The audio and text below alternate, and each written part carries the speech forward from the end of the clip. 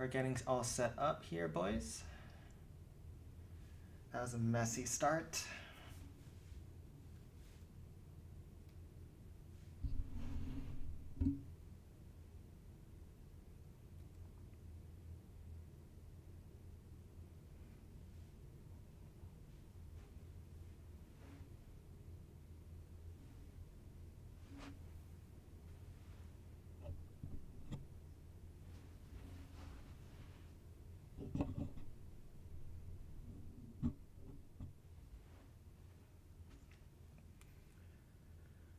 Okay, so welcome to the Clan Capital Cup.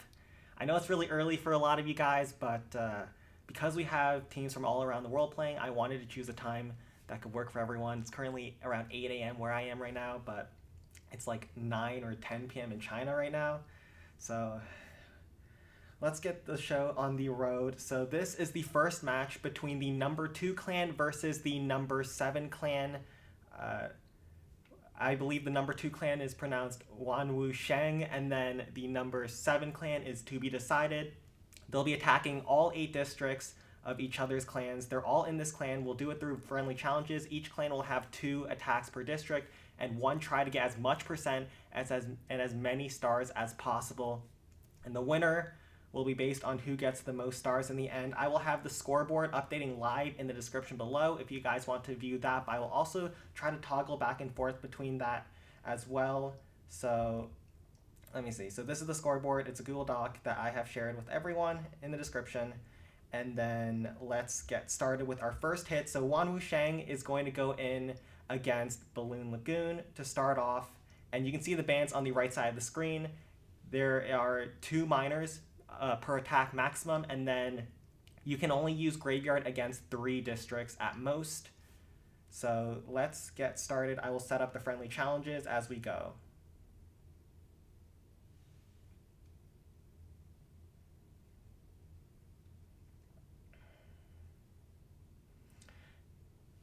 And also make sure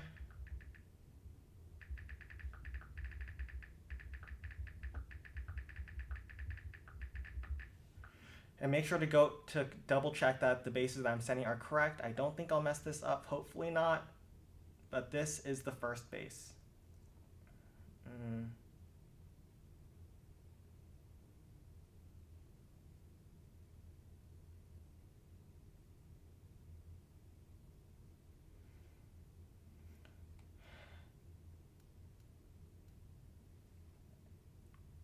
And you may go when... Already wrong, hold on.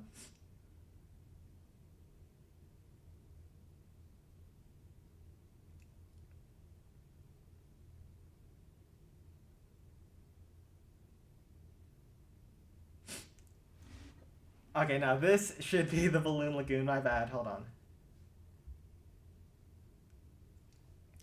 Now the base is correct.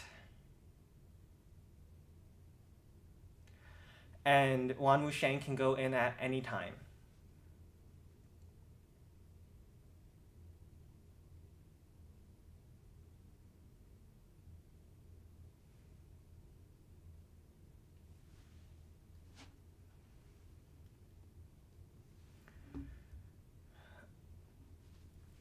Alright, let's get the show on the road. It was a mess in here at the beginning with the co-leader kicking all of the tournament players. Because I think some of the people in the clan weren't sure that a tournament was going to take place here, but now we're finally set up after that headache at the start.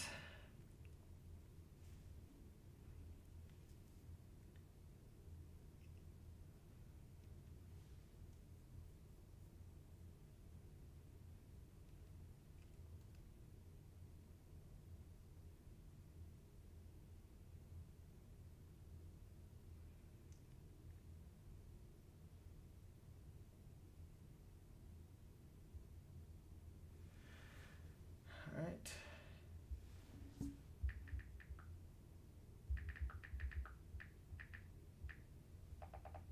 Okay, now they're good to go.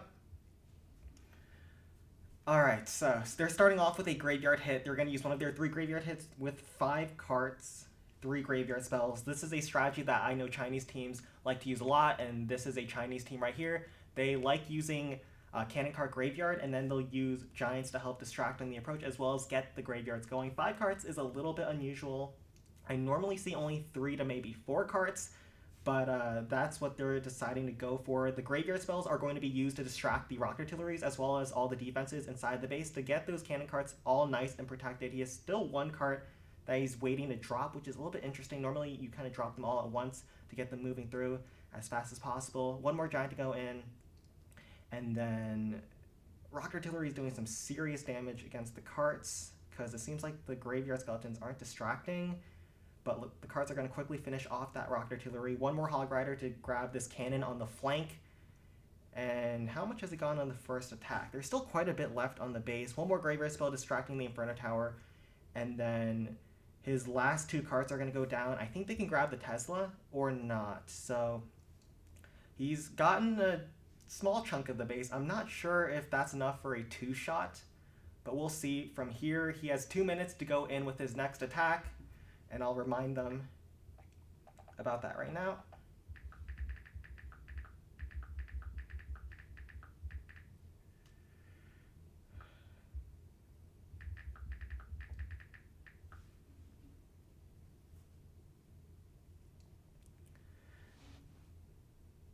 All right.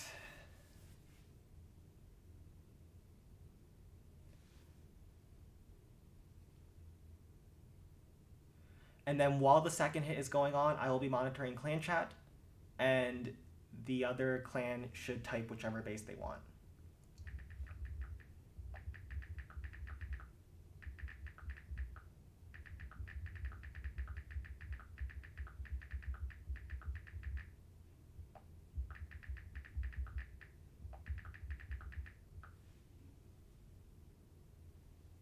Yeah, maybe he can recover. Graveyard Spell is really powerful because it's good on the second attack. These 3 Graveyard Spells are still going to help him on the second attack, still generating Larrys, and he'll have probably 3 more unless he wants to bring a different spell. Maybe a Rage spell, maybe a Haste spell, but let's take a look.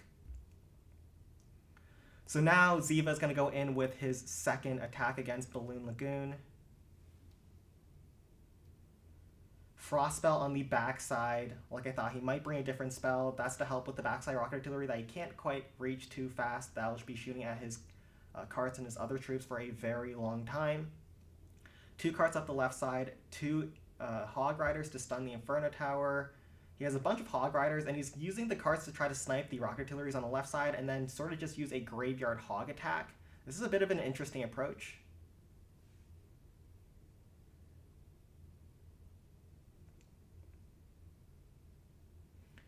But let's see if this can work. So his carts are still very healthy. Hog Rider is still 1 left in the camp. Finished off the Inferno Tower. There's still some point defenses on the backside, but he might be looking good still. Very solid hit so far. Good idea using the carts to sort of help flank with the Hog Riders from the left.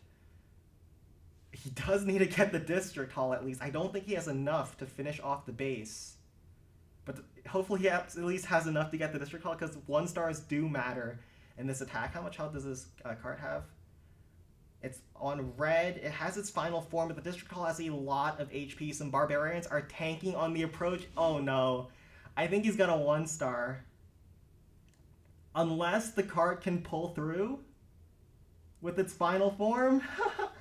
Wait, how much damage can it do? Oh no. It's so close. Oh, he's gonna fall short at 1 star. That is very tragic. Uh-oh. Uh-oh. That's not good. But now let's get going with the next attack. ToBeDecided will attack Wanwusheng, and they are attacking the Barbarian camp. Confirm that the layout is correct, and you may go in at whatever point you want. Yes, that was very unfortunate that there was not enough on the backside. He went for a risky attack to try to get the 2-shot, but that ended up being a 1-star attack for him.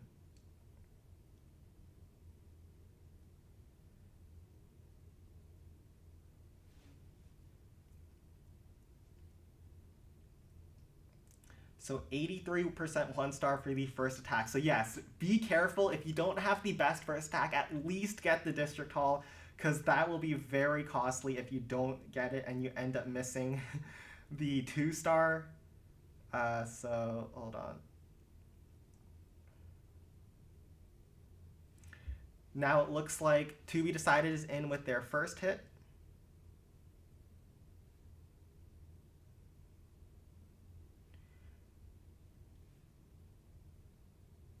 And he's going in with a Golem against Barbarian Camp. So Golem is one of the best attacks against Barbarian Camp right now. So let's see how this goes. So he's sending the Golem straight up the gut. Absolutely no chill on this man. One Frostball on the backside, Rock Artillery hitting both the multi-cannons as well. Multi-cannons are very devastating against Mountain Golems, especially when the Golem is being distracted by, say, enemy Giants or enemy defensive troops or high HP buildings in the way. So frosting those multi-cannons definitely neutralizes a lot of damage against the Golem, and he's just hoping that the Golem is going to pull through and get far into the base. One miner up the left side, very nice while the Golem is distracting everything. He's going to go in and try to sweep things while the Spirit Thrower is also distracted and the enemy multi-cannon is frosted up. Remember that even though miner is restricted, you can still bring 2 of them, so he's brought 2 of them to help support the Golem. P.E.K.K.A. to go up the right side to help DPS in buildings that the Golem seems to be skipping on. And the P.E.K.K.A.'s death damage is actually not going to hit anything, but that's not too big of a deal. He still has one more miner that he sent from the bottom section of the base. He's finishing off the Rock Artillery. And the Golem actually, even though it's in the red, it has quite a bit of HP and it's not being under too much fire. So I can imagine that it does get still quite a bit more. But now he's walking into a lot of point defenses. He's at 27%. He has not gotten the District Hall yet, so hopefully he will take that thing with the second attack at least.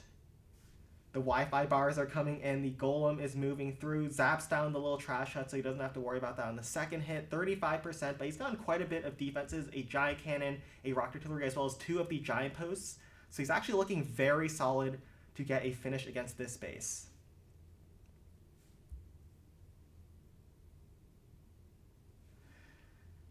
And now he has 2 minutes to go in with his next attack. And I will be updating the scoreboard as we go. And once again, you can check it down below in the description if you're interested to see the live score of the matches. Now he is good to go with his second attack.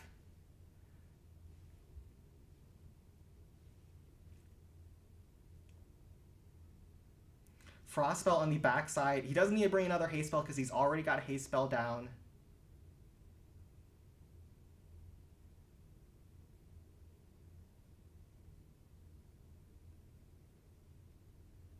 And he's going in with another Golem attack straight up the gut. He's finishing off the District Hall.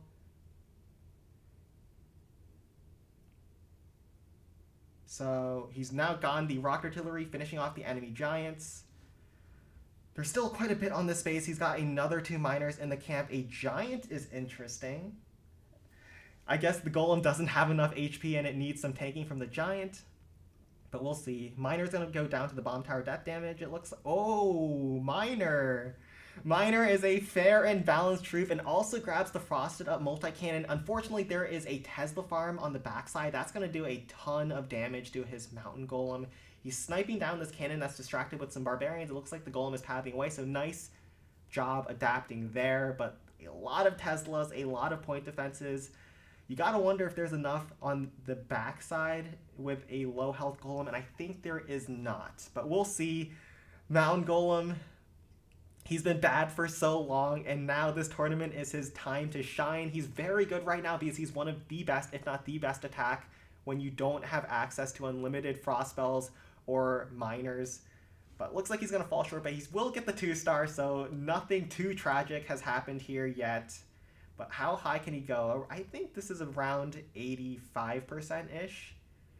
Mountain Golem is low. He'll finish off the barrack, and I think he won't get any death damage on top of the cannons. So he'll finish off at 83%. Actually, 83% is just what the other clan got on their first attack.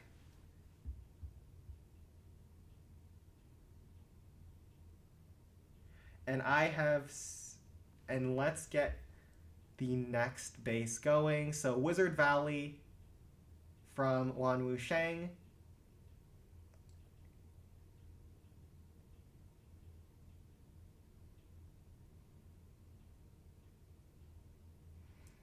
Be decided.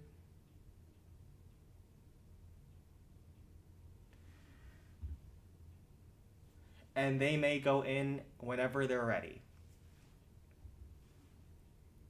So we're tied on percent now. Both scored 83%. However, there's a star difference, which is pretty huge at this point in time. Now, Wizard Valley is considered one of the easiest bases by most clans. However, with the limited graveyard format, I suspect Wizard Valley is going to be quite a difficult base. Very interesting that he's going in with Mountain Golem versus Wizard Valley with the 3 Inferno Towers, but Golem, let's see if the Mountain Golem can pull through for him. Absolute Giga Chad attack here.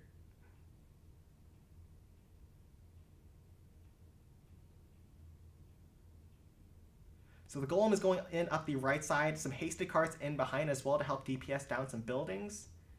My man's got no chill, just sends everything straight in. He has a zap spell to reset the Inferno Tower if it starts getting ramped up, which it looks like it's about to, because he didn't hit this one with the Frost Ball. He decided to hit the middle Inferno Tower with the Frost.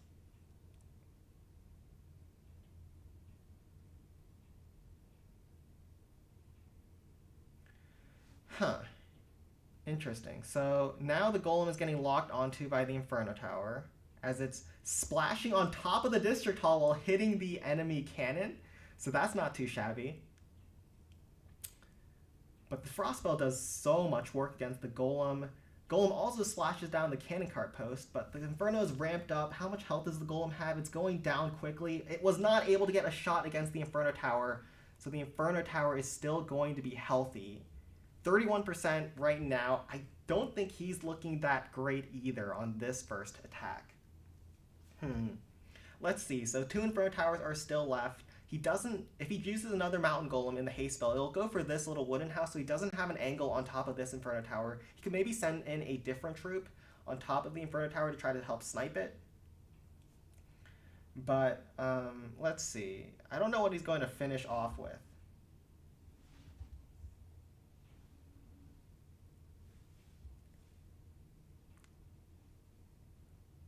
Let's take a look. I wonder. This is a very weird base to approach. He only has 2 minutes to plan, so he doesn't have all the time in the world. He might just YOLO in another Golem. Let's see how he does it. He YOLOs in another Golem. I love it. I love it. Golem has been bad for so long, but now he has his time to shine. Golem against Wizard Valley. Let's see how this works. A Frostspell on this cannon, and obviously a Frostspell on this Inferno Tower. A lot of the defenses are frosted up inside the base. But let's see if that's going to be enough for him. So the Golem is marching his way through. He's putting some more cards inside of the haste spell to go around and try to snipe a bunch of buildings. He looks like he wants to have the carts take out the Inferno Tower on the top side.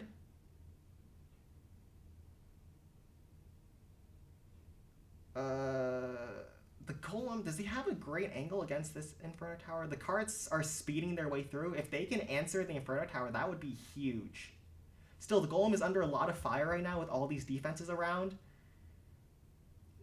Dang, those cards are so fast, but I don't think the Golem has enough. There's so much on him, and he doesn't have a great pathing. So it looks like he's definitely going to fall short here. But those cannon carts have done work up the right side. Are they even going to finish off a second Inferno Tower? The Inferno Tower beam actually gets reset when the cannon cart dies and goes into its second form, but he actually just used his zap to try to help keep the cart alive a little bit longer. I think that was the correct choice because the cart can get a little bit more percent, but he's not going to have enough to pull through on this attack. So Wizard Valley is not trivial in this format. The bases are really good. I've tested some of them and I have struggled myself, so 81% is not a bad result. And we'll get ready for Builder's Workshop as the next base for to be determined.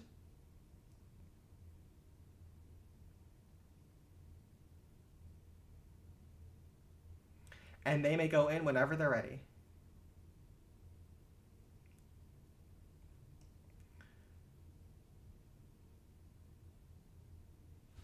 And keep the chat quiet, please.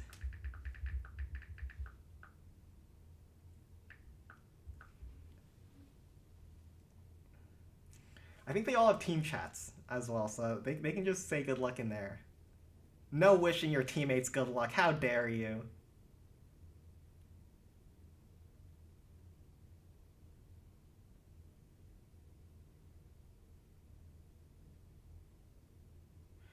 Skeleton Bark for their next attack. So they're going in against Builder's Workshop. Another Mountain Golem. These guys are crazy. Everyone's using Golem. I could not be prouder.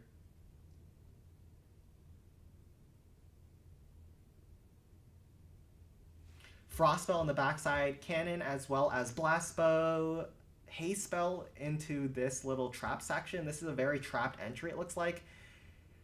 Interesting, he's sending Golem straight in up the gut.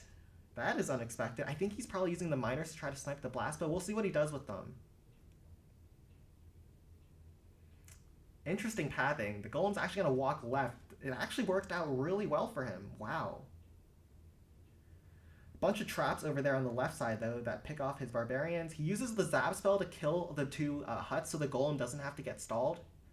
Good play there.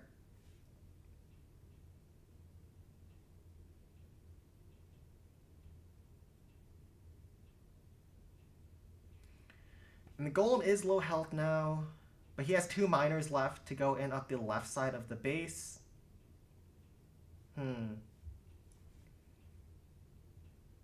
Golem finishes off the air bombs. He's going in after the spear thrower. He's going to take out the air defense. I don't know how much he's got left in him. The blast bow is slowed down, but a zap trap is hitting his miners actually, so... Ooh, miners lock onto giant cannon. With the death damage, they'll take out the giant cannon, or they don't even need their death damage because miners are a fair and balanced troop. One of them finally goes down. The other one heads in towards the air defense. Maybe he can take out the blast bow if he can sneak in range. Does he have enough? Oh, the miner grabs the blast bow. He wasn't looking good, but now he is. Oh, miners are fair and balanced in the clan capital. And let's see what he's going to go in with the second attack. I suspect another Mountain Golem. Golem should have enough. He's taking out quite a few Teslas as well. Two up the left side. One has popped in the middle. I think there was another one up the top side as well. Maybe not. I think there's just two down here and one in the middle. There should be two left on Builder's Workshop that haven't been revealed yet. So maybe they even have some corner Troll Teslas. They do have this little small hut in the corner to try to maybe time fail the enemy. But let's see if that'll get him. So now they may go in whenever they are ready.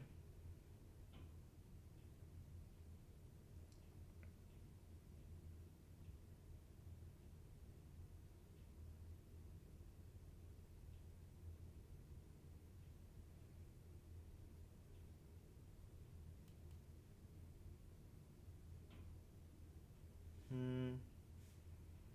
18 people in the clan, that's wild. I don't think I've ever seen that before.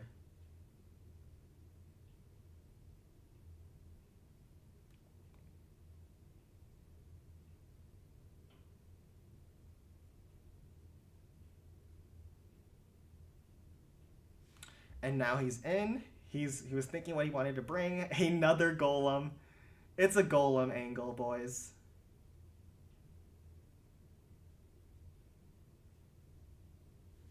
So Frostspell on the backside cannon, Frostspell on top of the blast bow, as well as a bunch of point defenses. You don't actually have to hit the giant cannons because they do quite little DPS towards the golem.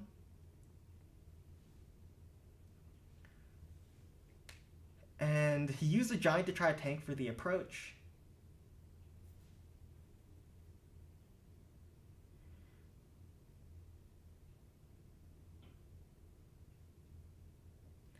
And now the golem is just pushing his way through, finishing out the blast bow, and he still has a lot of HP. One miner to go in up the right side while the golem is helping distract all those defenses to sneak in. The miner ramp up damage helps it do so much DPS.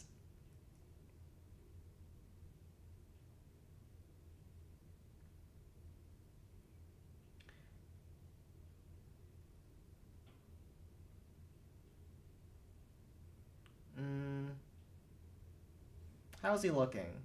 So he's still got half health golem. A lot of point defenses on the backside that are frosted up. One multi-cannon down here that he has to finish up. I think he's going to save a barbarian to try to finish off that little last hut over there, just in case. But the golem is half health. Lock traps are pushing him around. A lot of spear throwers are looking at the golem now.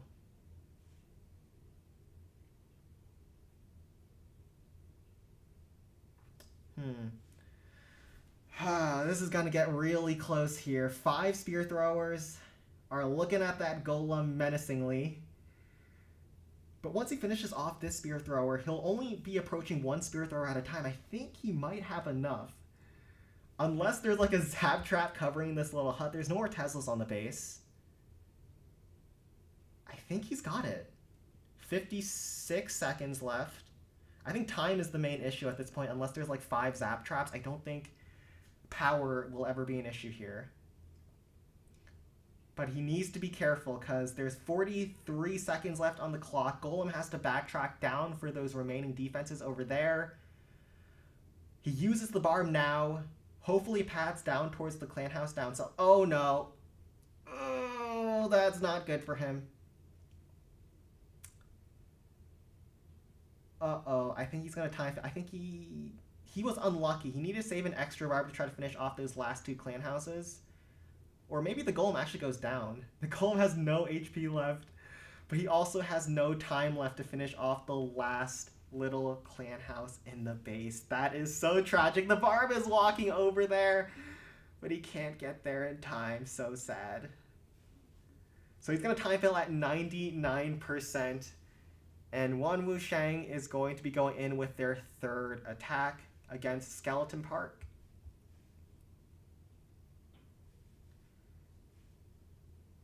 So Skeleton Park from ToBeDecided.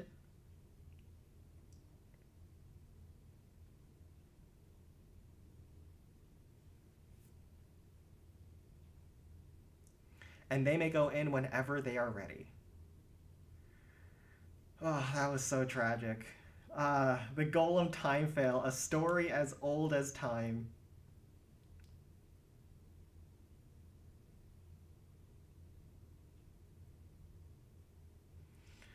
Ah, 2-star, 99% for the rock.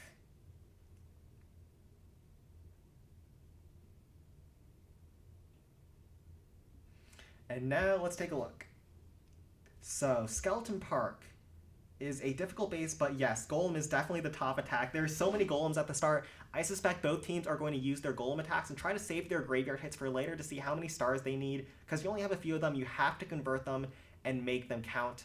So now he's going with the Golem. Really huge Frost Spell on the backside. Rock Artillery, Giant Cannon, so many defenses back there. Haste Spell leading into the Minion Hive. Zap Trap is proccing on top of the Giant. And it looks like he's going to be able to take out a Minion Hive quite easily on the first attack. A couple of miners, or a single miner to go up the right side to help funnel the Golem. And then it goes in after the Reflector, which is interesting. The Golem is doing quite well for himself. He gets hit by Zap Trap. He still has around 70% HP.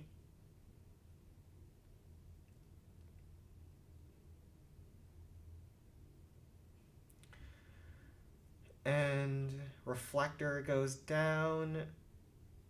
I don't see how the Golem gets killed. I think the Golem's going to make it quite far in this space because he's kind of approaching 1 defense at a time, so he's not getting under too much fire. If you noticed on the previous hits, the Golem was getting shot down by like 5 defenses at once. That's the main problem and the main way to kill the Mountain Golem. When he's getting distracted and there's just so many defenses on him, that's when he can actually go down.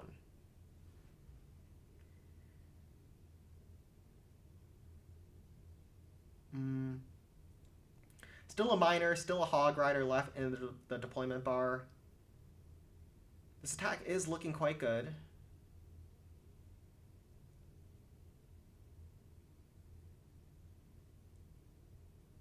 Another Zap Trap gets popped. Sneaks in the miner over the cliff to go after the Rock Artillery. That's nice. And I think with the Death Bomb, it should be able to take that thing out. Yep, perfect. Also grabs the multi-mortar because Miner is balanced. And the golem is low now. He used a ram down south to help distract for a hog rider to sneak in to grab the spear thrower.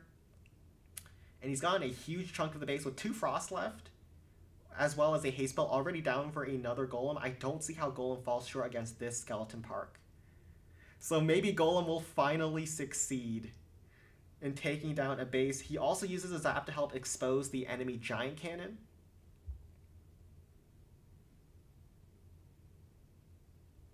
So he's looking very solid on this hit now.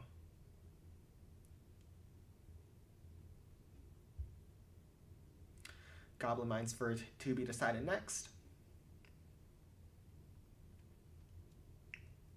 Now that I think about it, has every hit been golem so far? I think maybe. Oh, actually no, 1 graveyard hit from Balloon Lagoon.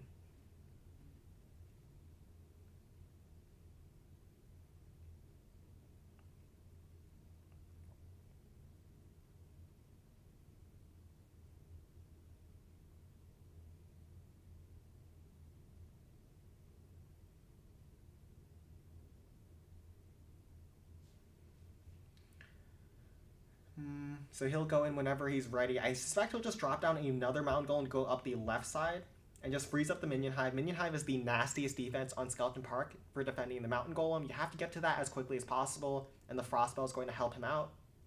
A lot of trash buildings are in the way, as well as the District Hall, which is going to slow him down a little bit, but hopefully I would imagine that the Golem has enough in him to take down this base. He also has 90 troop space worth of other stuff. You can use like P.E.K.K.A.s or Miners up the right side to help shave off some of that DPS. But yeah, like I thought, this is definitely a golem angle. There's not too much DPS left on this base. 2 more frost spells, 1 definitely on the Minion Hive, and then 1 probably on the Rock Artillery.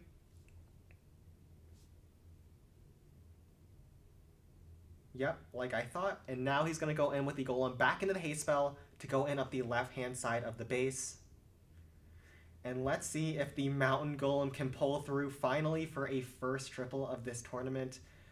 It looks like a Tesla farm has popped. That'll be quite annoying on the backside, but he has 2 miners to help him out. So Golem is now locked on top of the District Hall. I don't know if the Golem is going to path properly inside the base, so he uses a miner to try to help funnel the Golem into that Minion Hive, because otherwise I think the Golem would have walked its way towards the left-hand side of the base. Let's see. So the bomb tower now goes down. Miner is low. Reflector goes down to the miner death damage. He still has a miner and a hog rider left. Golem is at 70%, 60% HP. The defenses are frosted up. Miner up the left side to help the golem on the flank. Also, the miner will then go after the bomb tower and hopefully rock artillery if the golem can do a good job at distracting. 40% HP left on the mountain golem. Does he have enough with 3 Teslas not frosted, as well as a cannon still there, a hog rider in his camps to try to stun something? Golem pull through for once. Let's see, wait. Teslas are doing a number on him. Hog Rider to stun. Bomb Tower and Reflector is also being kind of annoying for the Hog Riders. A Barb to try to snipe the Giant Cannon on the backside. This is so close. Does the Golem have enough? Nice job on the Barbarian. He's doing some work back there. Golem's getting so low. Pull through, pull through. Zap spell to try to reset the Teslas. Golem takes down 1 Tesla. Oh, he doesn't have enough. If he had like 500 more HP, he would have had enough to take out this base. That's so unfortunate. Okay, Goblin Mines next for to be determined. Let's see if the Golem, man. The Golem is always going to be a meme no matter how good he gets. So, Wanwusheng, Goblin Mines next, and ToBeDecided will be attacking. Golem has already had a 99% and a 97%. Let's see how many other close attacks there will be with the Golem.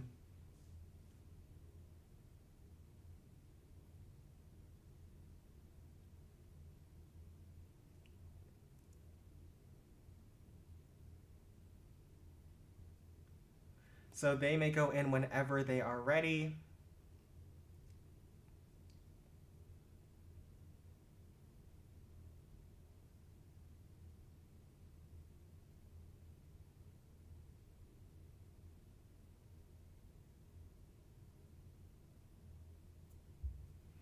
Let's take a look at the base. So, oh, now they're already in. Okay, so, whoa, what is this?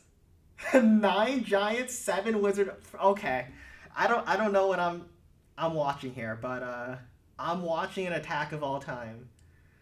This is either going to be glorious or we're going to be questioning why they went with this. 9 giants on the approach in a wave, a wizard in behind it as a wave as well. What is going on here? Well, I can see the idea here. So he's trying to take out all these defenses on the approach in a wave style. The wizards do a good job at chaining down the enemy goblins. I have never seen this attack before. This is wild.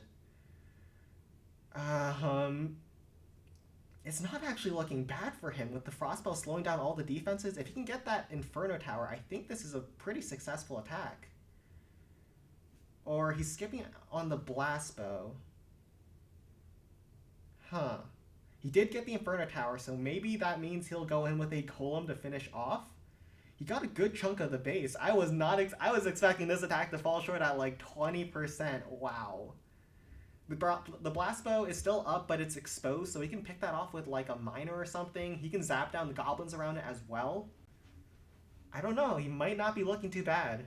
I think the goblin throwers are all exhausted, except one goblin left on, or 2 goblins left on this one, and then 1 on the backside. I would imagine he goes in with a Golem haste finish and frost up the minion hive over here. But we'll see. I don't know. Maybe he goes in with some more giant wizards. I'd be down to see that.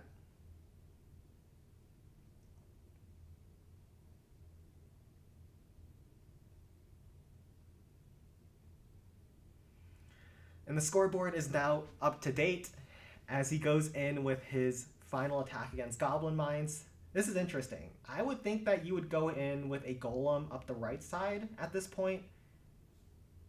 But we'll leave this man to cook, because he's cooking something up here, and I don't know if it's edible.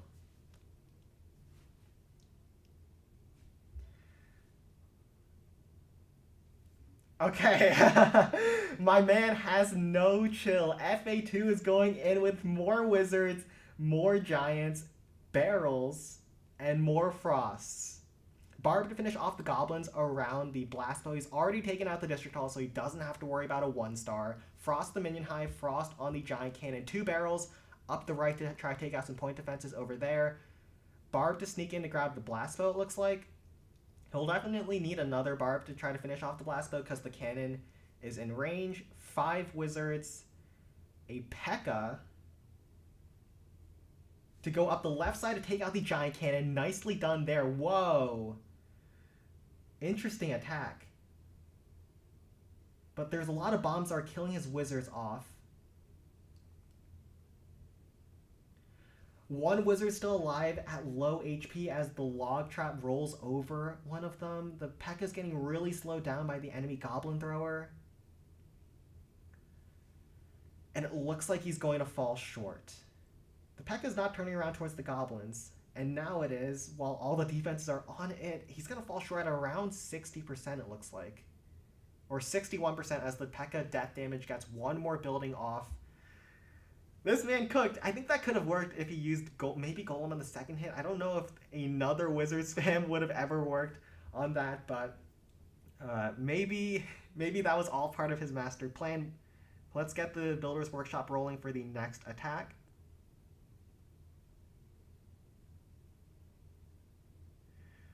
Builder's Workshop is in.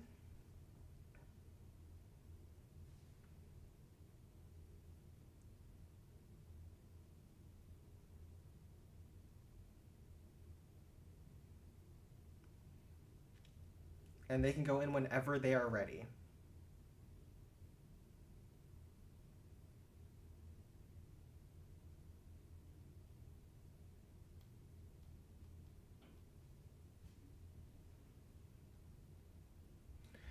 And looks like they are in, what are they using? They're using Golem as well. Interesting. So I wouldn't have thought to use Golem against Builder's Workshop, considering there's a ton of point defenses, but it looks like both of the clans like using that and saving their graveyard hits for other bases. So Golem on the bottom side with the haste spell, Frost spell on the middle giant cannon, as well as a bunch of point defenses over there.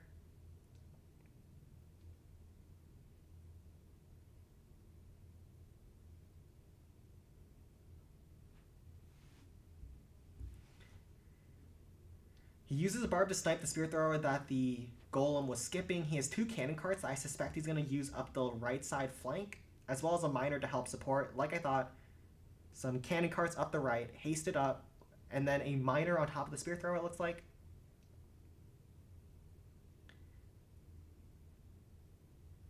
And then the Golem to push up the left-hand side of the map. Zap spell hits one of his miners that he's trying to send over.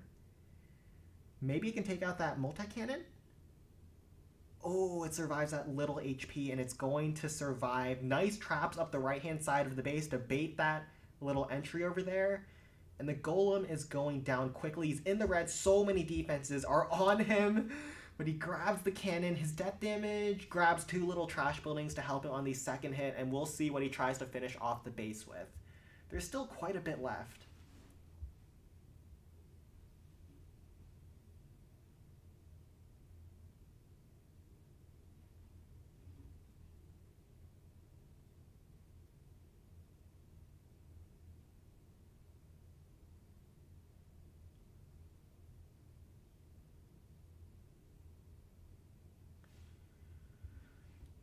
Okay, Balloon Lagoon for them next.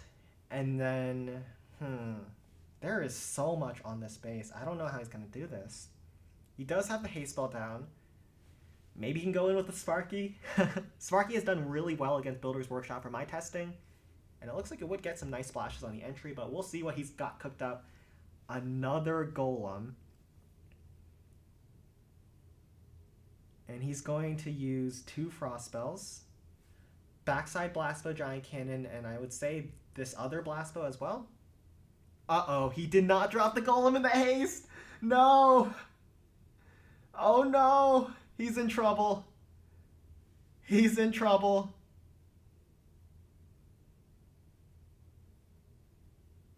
Uh, 6 movement speed, Golem. Okay. This is awkward. Uh-oh.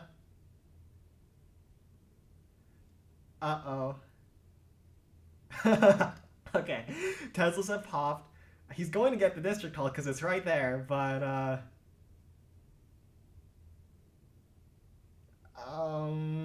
this is awkward.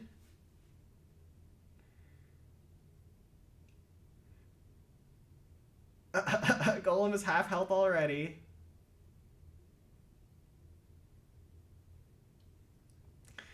So everyone came in with Golem, but everyone's now failing with Golem too. So live by the Golem, die by the Golem. Most of the bases in this tournament have been built to defend Golem, so I would not recommend mindlessly going in with it.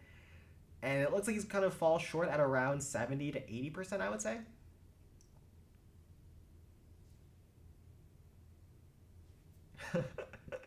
And yes, both of these teams are playing well. I was not expecting this.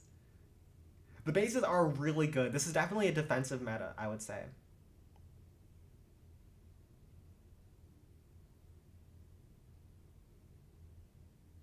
%, nice.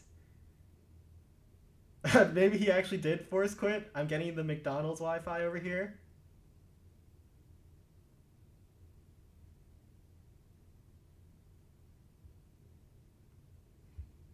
Looks like he might have force quit. He might have rage quit. Oh no. Did he disconnect? He might have just threw his iPad out of the room. Yeah, it looks like he might have rage quit and threw his iPad out of the room. He ended with 75%, but we'll watch the end of this hit as the Golem goes down to those last few defenses. Oof, that hurts. Maybe if he had the Golem in the haste, he would have had enough, but That was unfortunate. Balloon Lagoon next for ToBeDecided.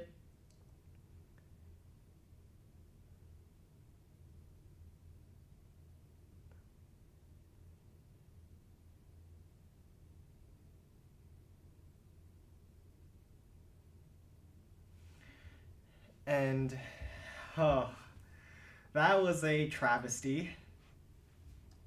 But he did get 75%, so not the worst in the world.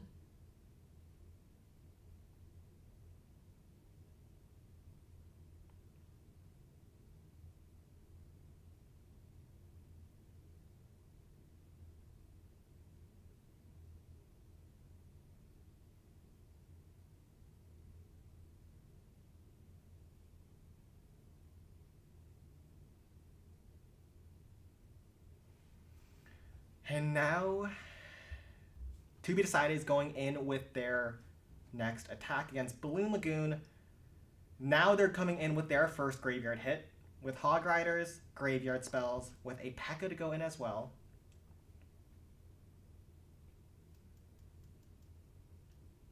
Let's see how this goes. So Rams up the right side, jump spell to allow himself to break up the right hand side. Because there is no buildings behind there, Rams will not have targeted this wall, so he uses the jump spell instead. P.E.K.K.A. in behind, as all of these point defenses are being distracted by Larry's, Hog Riders, and getting taken down.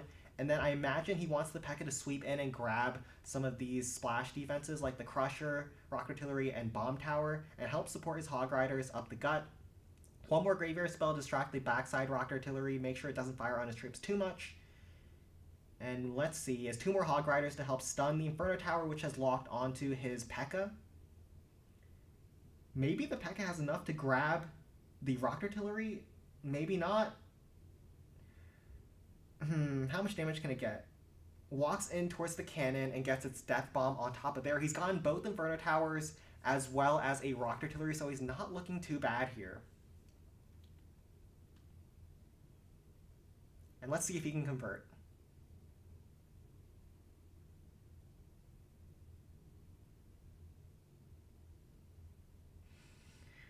How am I doing today? I'm doing pretty well. I had to wake up early to get this match all set up, and then it was chaos at the beginning inside of this clan with all the tournament players getting kicked out and whatnot. But now it's smooth sailing from here. And now he's going in with another graveyard attack. This time he's trying to finish off with Graveyard Frost. He also probably just uses the Frost on the backside, I think. Yep, on top of the Rock Artillery, on top of the Inferno Tower.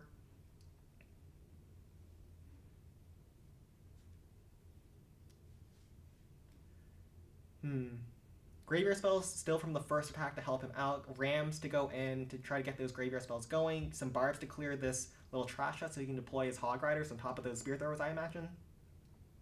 He has 1 Cannon Cart as well.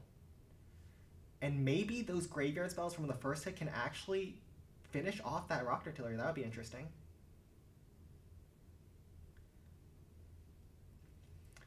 He is actually doing a risky attack.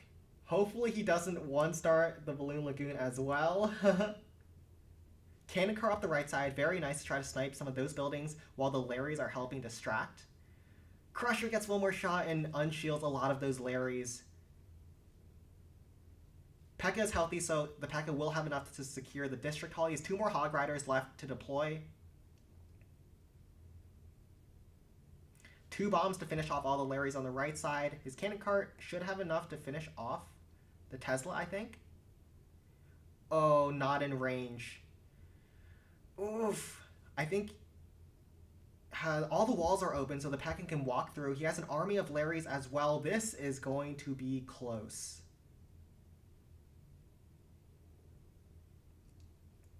Some Larrys are distracting. P.E.K.K.A. is still healthy. How does he use his last Hog Rider? Maybe on top of this Tesla, but there's this cannon that's behind the wall. I think he has to use it on top of this backside Hog Rider, but he's not going to have enough to push through.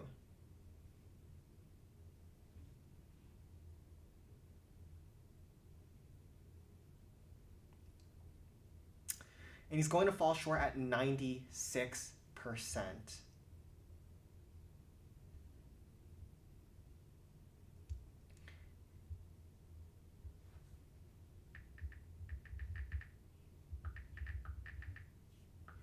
and they need to ask for their next base.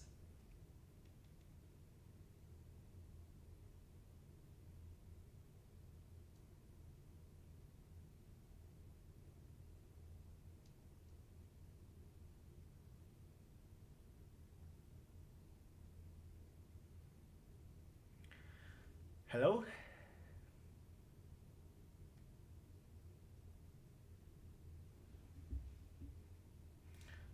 Or else I'll just choose one randomly from the remaining bases.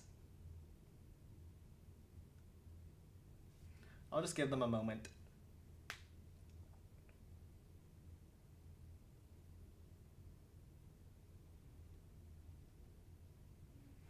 And I'll also update the scoreboard.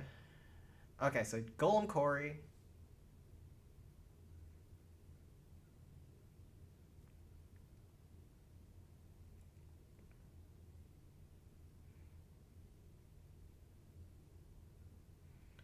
And they can go in whenever they are ready.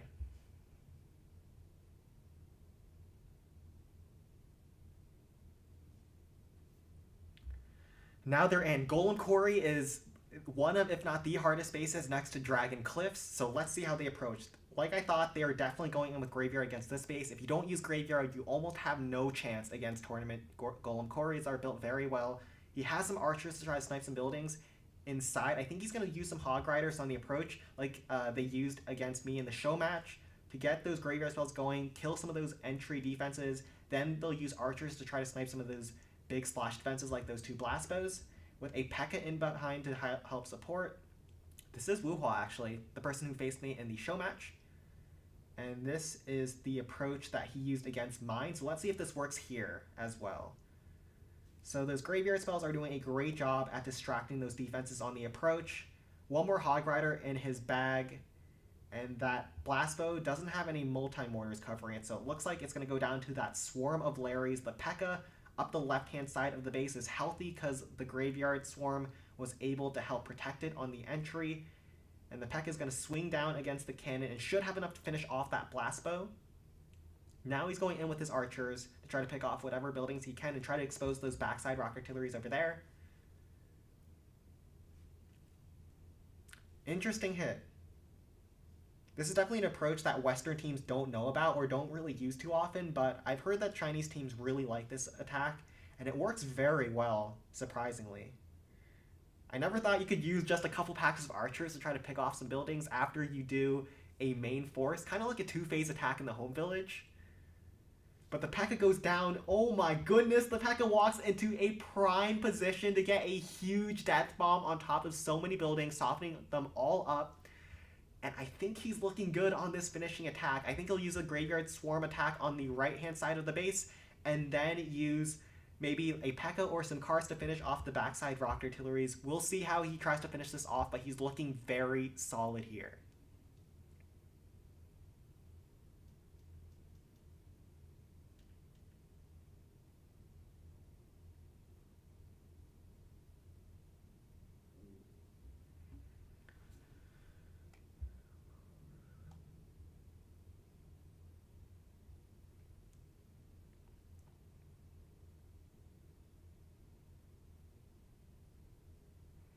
So I'll just take this time to update the scoreboard.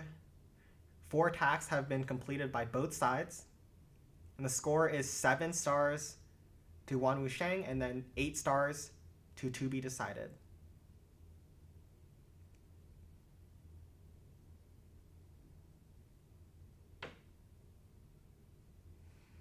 Frostbelt on the backside, Blast Bow, and then a Graveyard spell in between. It looks really goofy that the Graveyard is on the cliff, but it's just to distract these defenses to help get his Hog Riders into the base. He's looking very solid, though. Hog Riders to push their way in.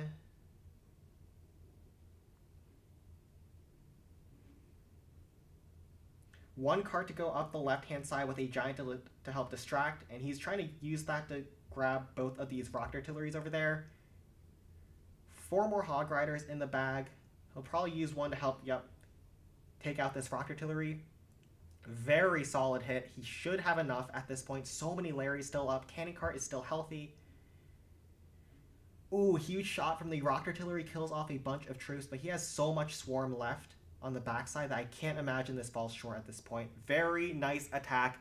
First triple of the war. Who knew it would be against Golem Quarry, which is the hardest base to attack in general. One miner to sweep the backside, and there's one little trash hut that's getting converged upon by all of his army. Nice attack here.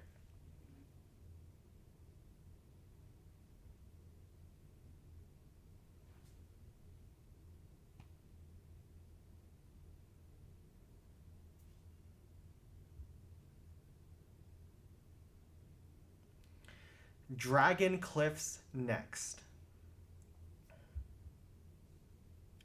So Dragon Cliffs for ToBeDecided.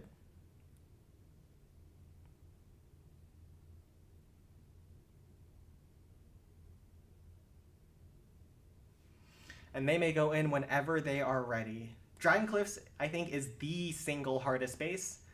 So let's see how they will convert this. So this is the base. They have a very trapped entry. These wall mazes are here to make the deployment zone not open up and be just a nuisance to rams. And let's see if they can get this thing down, or at least get a good percent. I think you would ideally want a high percent 2-star against Dragon Cliffs, but we'll see what they can do.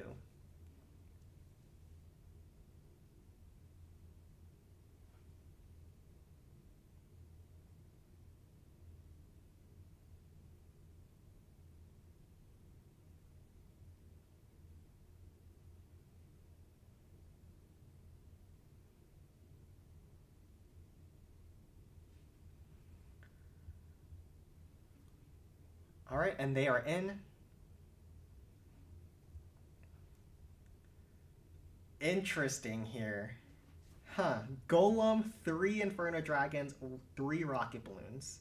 So he doesn't have any troops to funnel his Golem. Golem is definitely a... Okay, boys.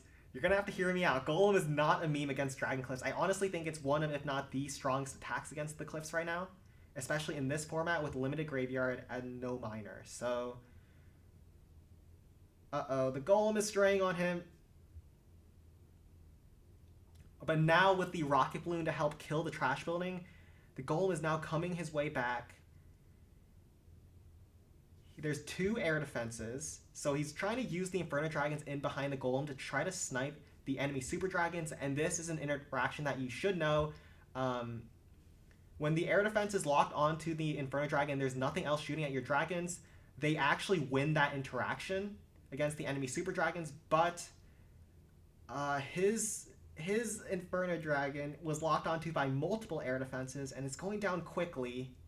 So he needs to drop another Inferno Dragon. It looks like he's going to go down. Uh-oh. At least the District Hall is easy to get, but I don't think he'll have enough to try to finish off the base. He'll have 2 more Frost Spells left on the second attack. But he's falling short at 24%. He's gotten 2 dragons down, but there's so much still left on the base. This is why Dragon Cliffs is a very difficult base to attack.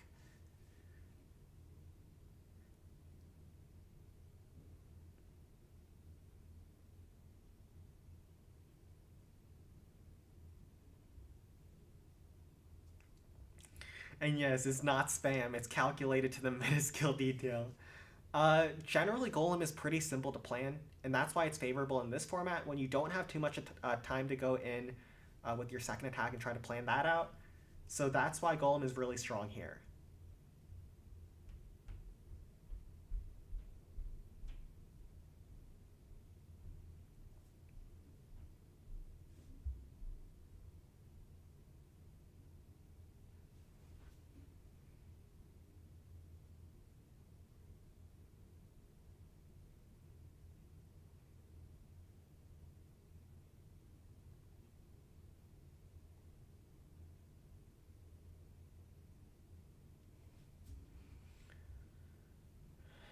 Okay. 7 archers, Rage, Frost. Huh. So he's definitely going to try to finish off the District Hall. Rage Golem, or Rage Archers. To go up the right-hand side of the base. Frostspell on the Inferno Tower. He's using those archers to try to pick off as many of those buildings on the right-hand side as he can. Is he sending his golem up the middle?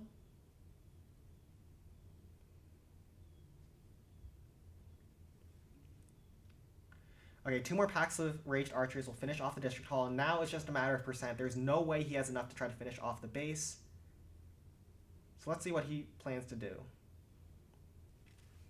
1 more pack of archers to snipe that cannon. That will funnel his golem towards the left. He can drop his golem back inside of the haste spell, and he'll walk in and grab a bunch of buildings over there. A frost spell on the Inferno Tower is going to slow that thing down, as well as a zap spell can help reset it. The Inferno Tower takes 12 seconds to get fully ramped up when it's in the frost spell, so that shouldn't be too big of an issue, as well as it does a lot less damage.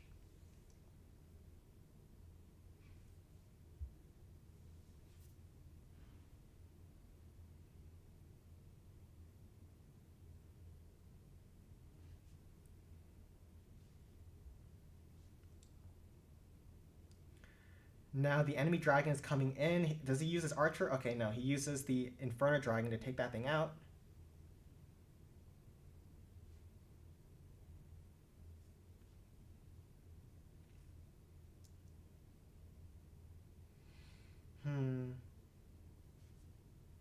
He's at 60%, so he'll probably get to around 70% with the zap spell. He doesn't have anything left to kill enemy dragons, besides 1 pack of archers without a rage spell.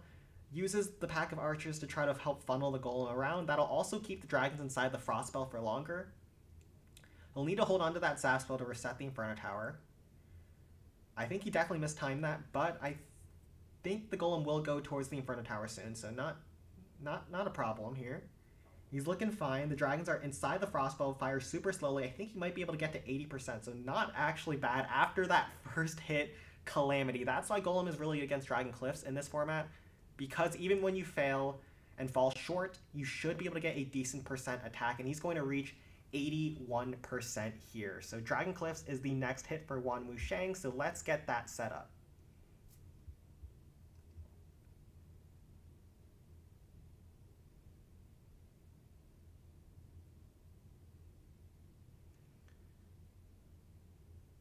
So we'll do...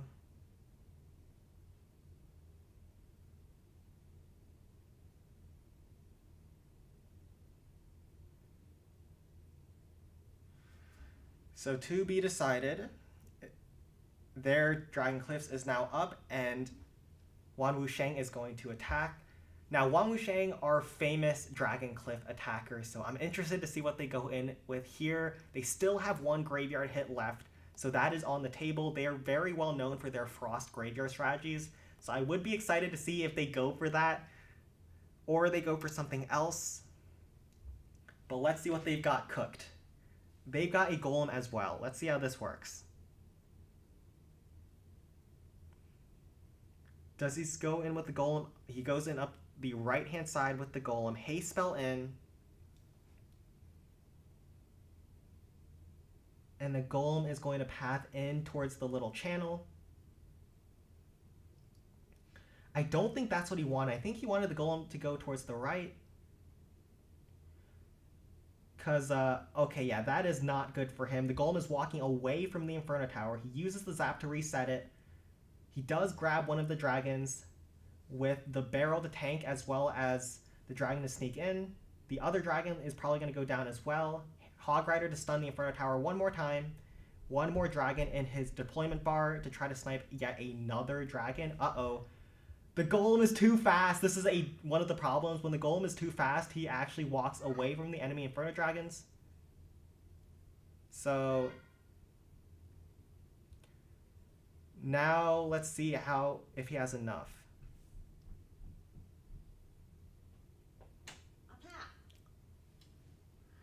And he has 1 more dragon, but the golem goes down, and there's 2 air defenses. I don't think he can kill the enemy dragon here, so he needs to see where he can deploy that for as much percent as possible. He's not looking too bad for a finish at this point. So he uses the dragon to try to kill some spirit throwers. He'll finish 1 off, and the blast bow should kill the dragon before it grabs another. So not a terrible first hit. He'll drop the golem back into that haste spell, I would imagine. So I think he actually has a real shot against this base, though. He'll definitely need a few more dragons to kill enemy dragons, and then he'll have 2 frost spells for the backside defenses.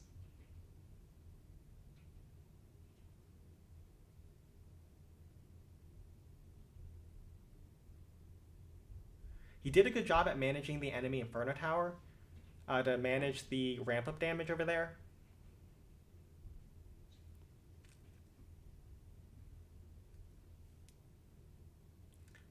What? Okay, hold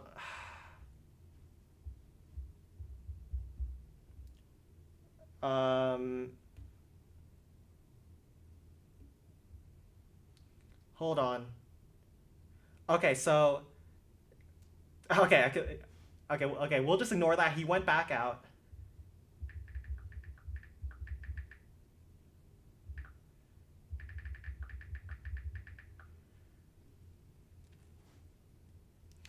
The frost spell isn't there anymore, but there was no defenses left, so I don't think that should be a problem.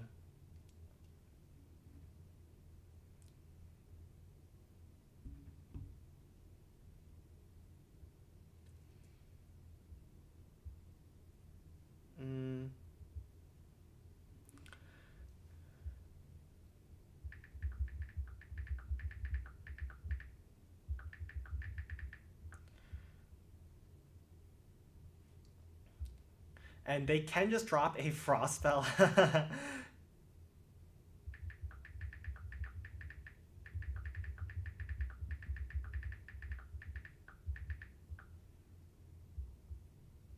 The haste spell lasts for 4 attacks, so he can just spend another one to put the frost spell back, and that won't be an issue. And yeah, Alpal is he triggered.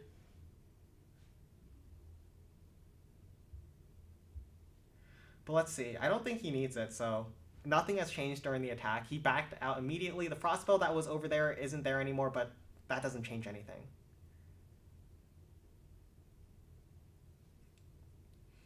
Now he sends in the golem back in. He only has 3 Inferno Dragons for 4 enemy dragons. So he'll have to navigate it quite well if he wants to take out all the enemy dragons.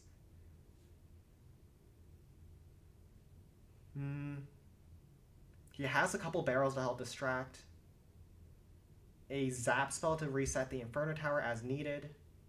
As well as a Hog Rider. Ooh, Hog Rider gets hit by the zap trap, so I think that might have been a little bit of a bait. He'll have 2 Inferno Dragons still up, and then a barrel to help distract for hopefully the last enemy dragon. He needs the dragon to go down to have a chance to take out the space, though. Golem is still healthy. Barrel on the top side. Looks like he's not going to get it, and he's going for percent to try to pick off the spear thrower and try to pick off a bunch of percent up there. He should get a good percent against this base. But a lot of defenses are firing on the golem now. The dragon is in the frost spell, so it's very slow. This is why frost spell is so good against dragon cliffs.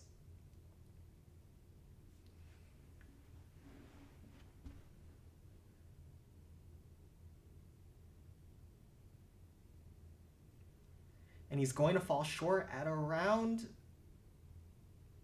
73%. I don't think those Larrys can grab anything more. Can they grab that little trash hut?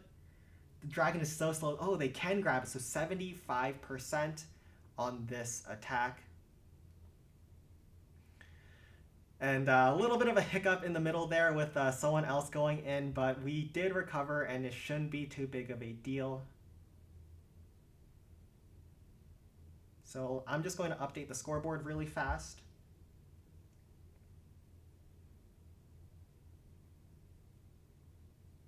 Two-star 75%, and the next base is Skeleton Park, because they've already hit Goblin Mines, so I think they want Skeleton Park.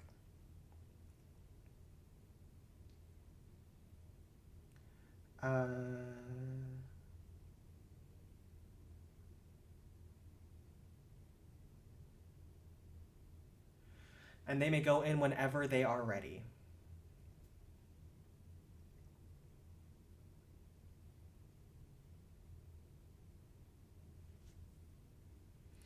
Pro cliffs are, yes, they are very difficult to two-shot, especially without miners. Because of the bans with miner restricted, they are very difficult. They've been built and they've been tested extensively to make sure they're as hard as humanly possible to two-shot.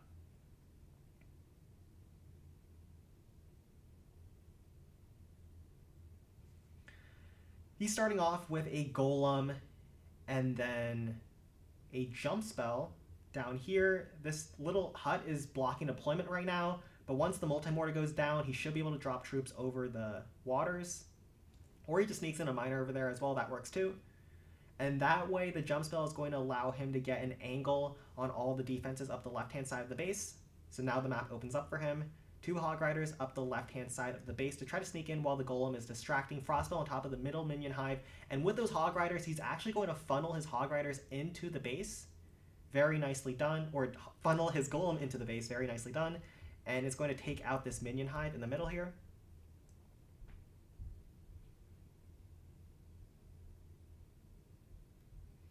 So the Golem is at half health. The backside minion hive is shooting at him already. They will have to be careful because that district hall, that does need to go down in one of these attacks.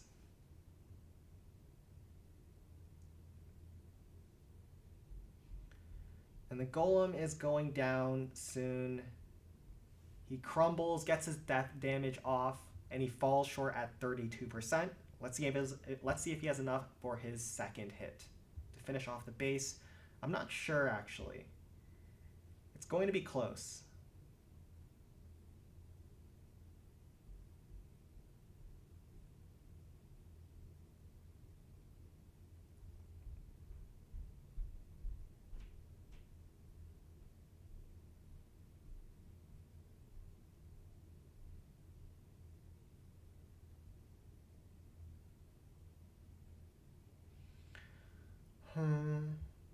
I don't know if he wants to risk potentially one-starring, but we shall see. Golem in. Oh, he's going all in, boys. This boy has no chill. He has 1 miner as well as troops with the Hog Riders to try to help pick off that district hall if it doesn't go down, but he is doing something risky here, boys. I don't know if he has enough. But we'll see. Log Trap hits his Golem. Minion Hive is slowed down by the Frostball as well as some other defenses.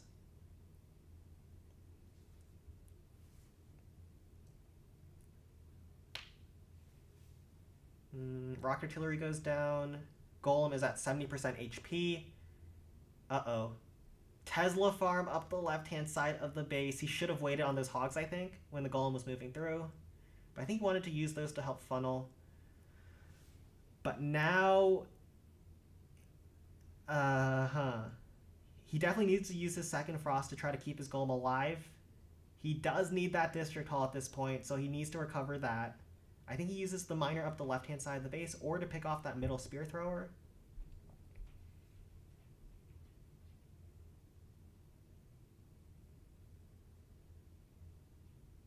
Golem is getting low. I think he's going to... This may be a 1-star.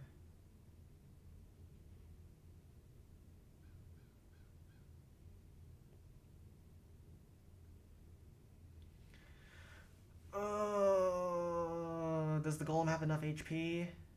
The Miner's moving through. Gets its Death Bomb off. There's a cannon and a rock artillery firing on the Golem. The Golem has to get the District Hall at this point. I don't think he'll ever have enough to try to two-shot the space. 2 shots on the Reflector. I don't think the Golem has enough. And he's gonna fall short. That's unfortunate. 81% 1-star. And now Barbarian Camp from Wanwusheng.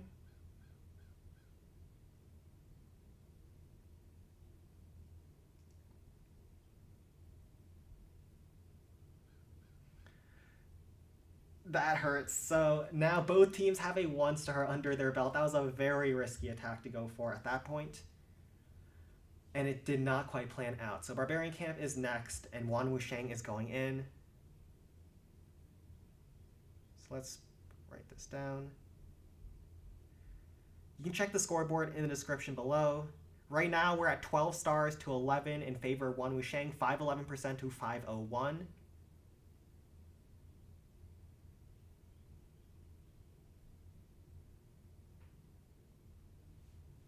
And they're in with their next hit. Oh my goodness, more Golem.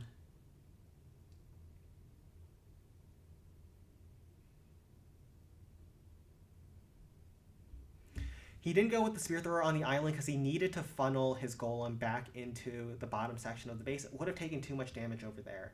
So now he's jumping out. Glory is jumping out up the left-hand side of the base, and then using a Golem up the left-hand side with a Haste Spell, Frost Spell on top of the middle, cannons, as well as Giant Post, with some raid cards inside of the Haste in behind.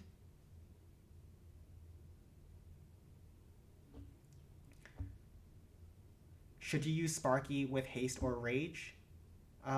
Usually I would just use Rage Spell unless you want to plan out a Graveyard Haste Spell Sparky hit, which that is a little bit harder to do, and I think Rage Spell is generally more practical.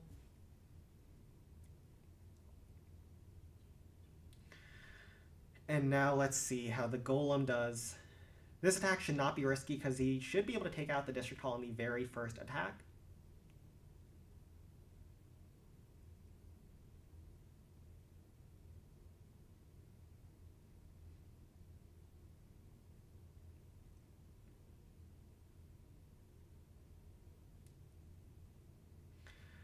And the Golem is now very healthy, moving in towards the middle section of the base. The Giants have walked out towards the Golem, but there's also no damage on him, so he's doing good. He's doing good, man.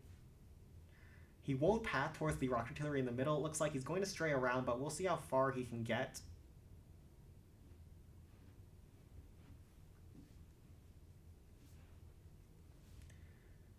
But he is looking very solid on this first hit. There's 3-point defenses on the Golem, but he should be getting into them in due time.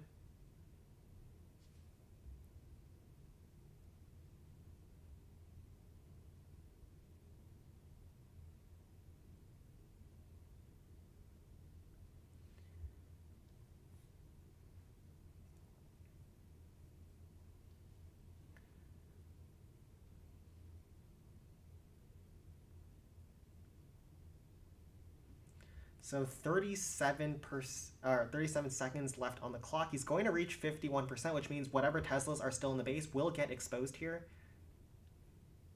They're all in the middle over there, so he can frost them up on the second hit, and I don't see how this falls short either.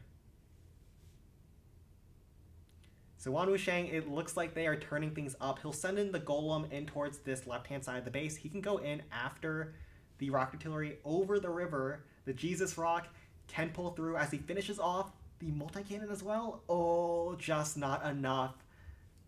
But he's looking very solid here. I don't see how this falls short. With 2 more Frost Spells left in the bag, he can freeze the entire back section of the base. I think it's over here.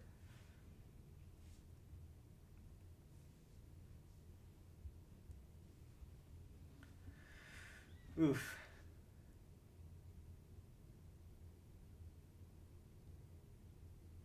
Yes, that was the first hit and 60%. There's still a lot of defenses. He's got 2 Rock Artilleries left, a Giant Cannon, as well as 4 Teslas in the middle.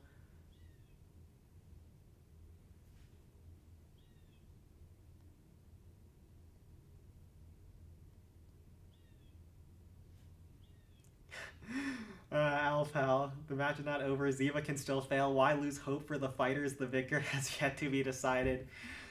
You may exit the chat now.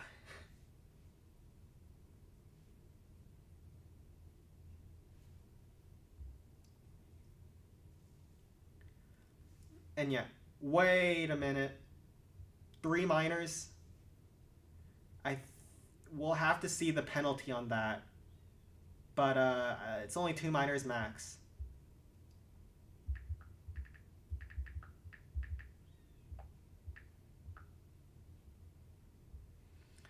It'll either be a minor or a small or a moderate penalty for this.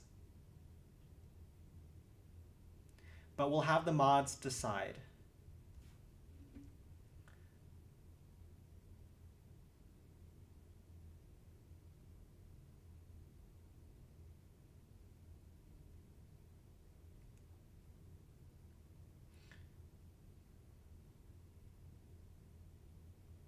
He could have had it without using the miners. I don't know why he did this.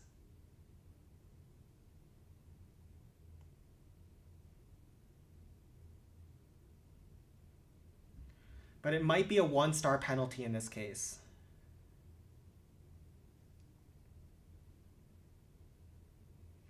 Well, if he swags the miner, we can reduce it to a small penalty.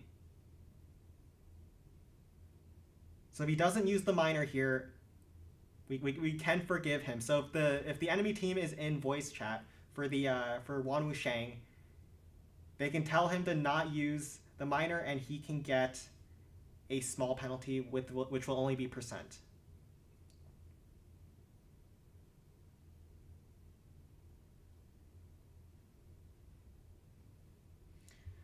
Yes, at most it'll be a small penalty now that he has not used the miner. So I think it's probably like a 25% penalty. But now we'll set up the Wizard Valley for the next hit.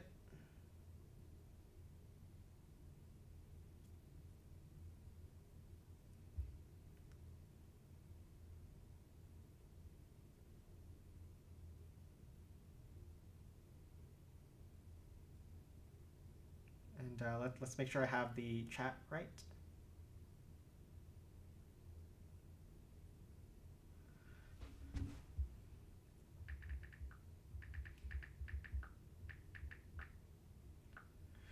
It would have been a star penalty if he used the third miner, but because he didn't, we'll just do a small one. But do not go in with the wrong army.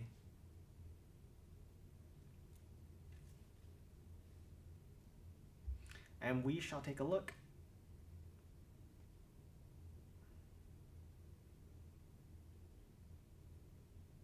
Or no penalty is fine too. At most it would be a small percent penalty. But I'll let the moderators decide what they want to do.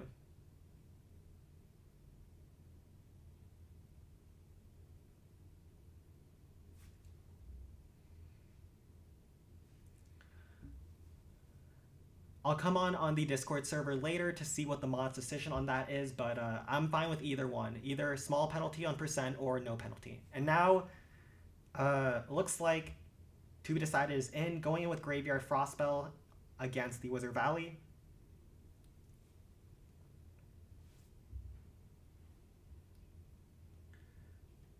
He has 10 Hogs, 3 Wizards in behind.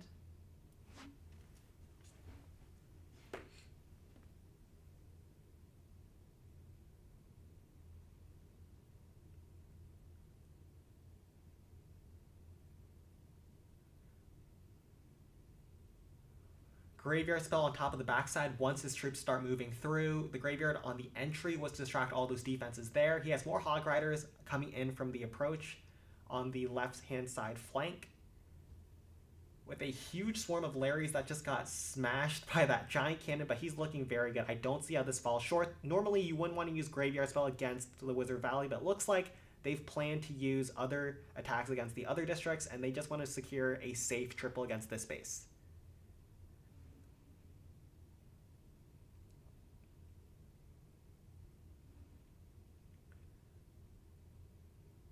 And yes, I'll check the Discord for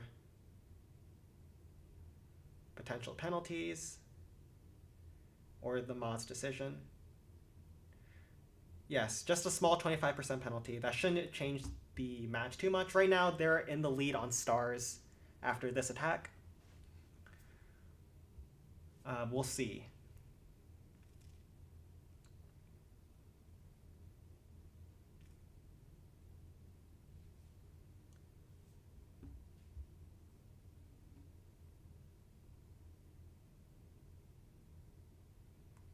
As the Barbs beat through the wall, they'll finish up this trash hut, and maybe they'll go back to the corner and finish that one off.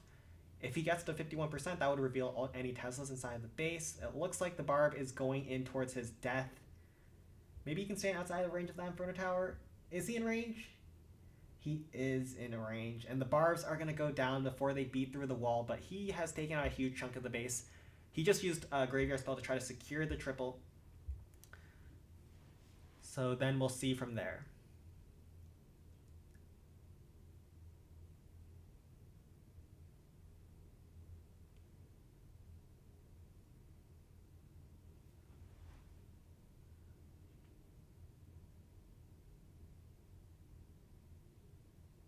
Let me update the scoreboard real fast.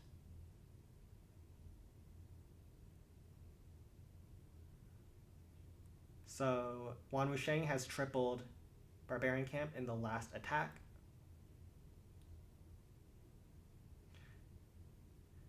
But they got a minus 25%, so only 75% for that hit. So they're at 15 stars.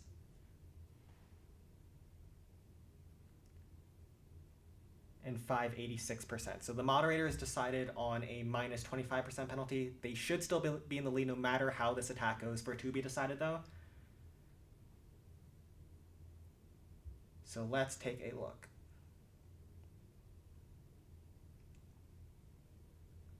Hog Rider to go after the Inferno Tower. He has one more Graveyard Spell he hasn't deployed yet. One Graveyard Spell on the backside with some Hog Riders to try to take out all the defenses. He has 7 still in the bag. Just targeting all those defenses with the Hog Rider stuns. And the enemy raid cards are getting taken out by his Larrys from the Graveyard Spells. He has 3 more Graveyard Spells left, and I don't see this falling short.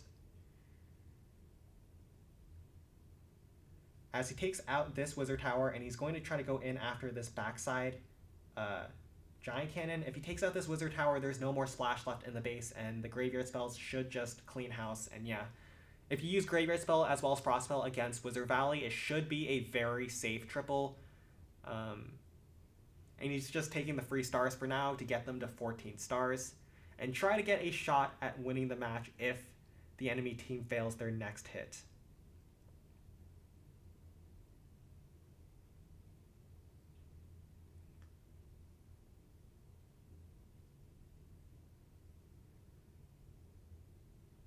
So he just secured the triple on Wizard Valley, and now Wanwusheng is going in against, I believe, their last base, which should be the Goblin Mines. So we'll get that set up. I don't remember if they have a graveyard attack left. I think they might.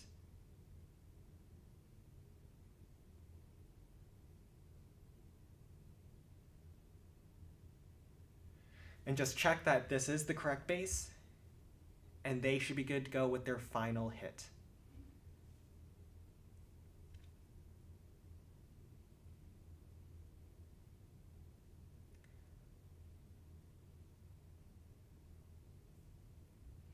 I'm surprised I did not see a single Sparky during this match, but maybe we'll finally see it. Sparky is very good against the Goblin Mines. So we'll see what they've got cooked up for their final hit. If they triple, they secure the win. But if they don't triple, I believe that opens the door up for ToBeDecided to take the win. So we'll see. Looks like they might not have one last graveyard hit, and they're going in with a Golem haste spell, going in through the bottom section of the base. Is the scorecard not in the description below? I will just put in the chat the score right now.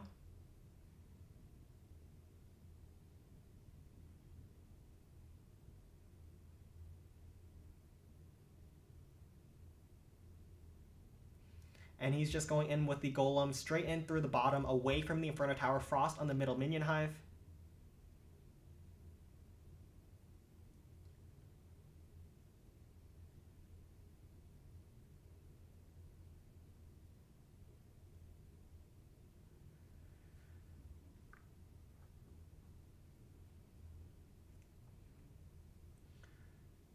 Okay, so the cannon cards do go down pretty quickly. The goblins on the Goblin Mines are so annoying for the Golem to get through, but they don't do too much damage, and so he still has quite a bit of life left in him.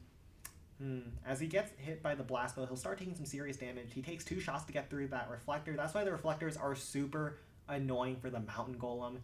Because they take 2 shots while all the other defenses are beating on him, it poses a huge trouble for the Golem. And the Blast Bow does quite a lot of single target damage, even though it's a splash defense. It doesn't splash too well, but it does a lot of single target damage.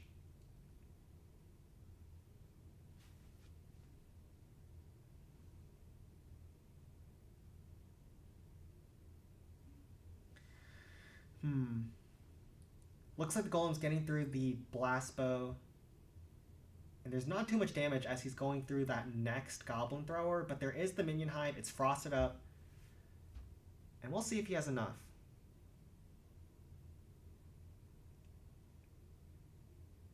The Golem Slash is actually super effective against those Goblins. And he should be able to get through all the Goblins on that Goblin Thrower before finally going down. He's going to end this attack at around... what's that? 41%? Maybe he gets one more shot on the multi-mortar. No, he does not. 41%. He opens up the wall towards the mortar if he wants to use a different attack, I suspect. We'll see if he can finish with another Mountain Golem.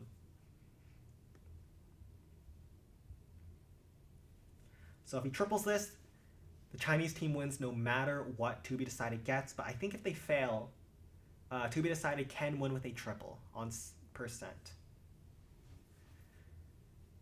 So it's all up to their last attacker, who is Wuhua. So Wuhua is going in. So he did have a graveyard spell left. I wasn't sure if he did, but it looks like he did.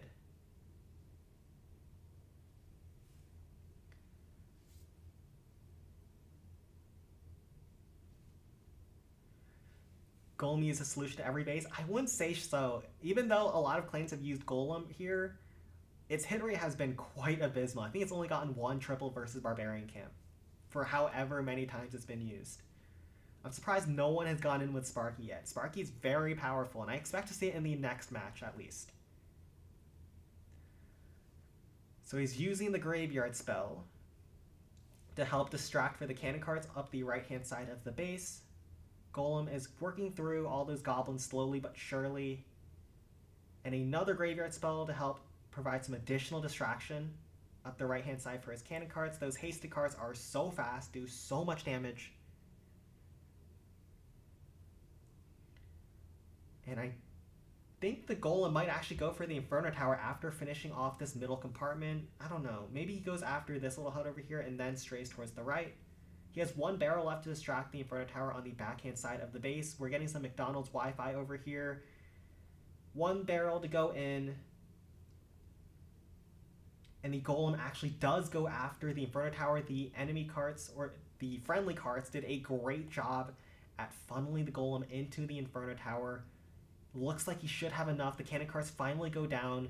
A swarm of Larrys come through. The Golem is at half HP, and I believe Wanwusheng has secured the first win against ToBeDecided. Congratulations to them, but we will also watch the final hit from ToBeDecided.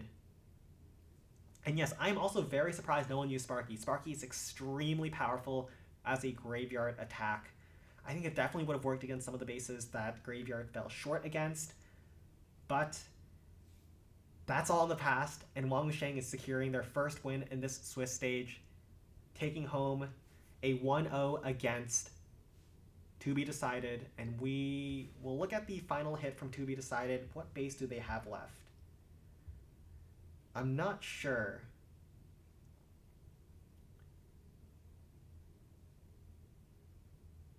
But they are going to finish at 18 stars, so not bad, not bad, especially after their disastrous start with a 1 star. They came back, pulled through, and are going to finish off strong with 3 triples on the board. ToBeDecided has 1 attack left, and it will be against, it looks like,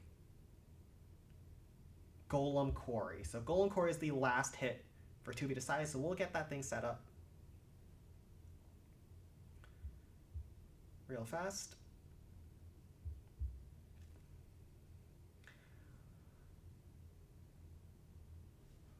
And allow them to finish off the match. So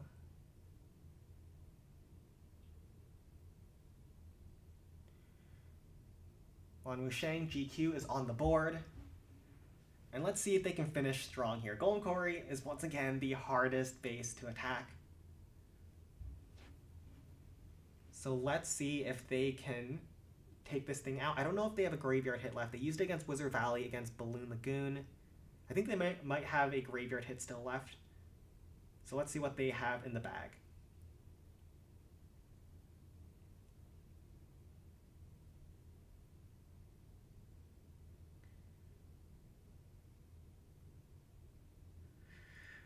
TBH about to one-shot the base and get an extra stars. Actually, they can win if they one-shot the base. There's a special rule that if you one-shot the base, you get +2 stars.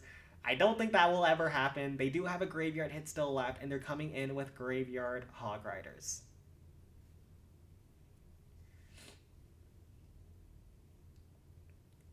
What's wrong with this base? This is a very common thing to do where you basically open all of your walls like this.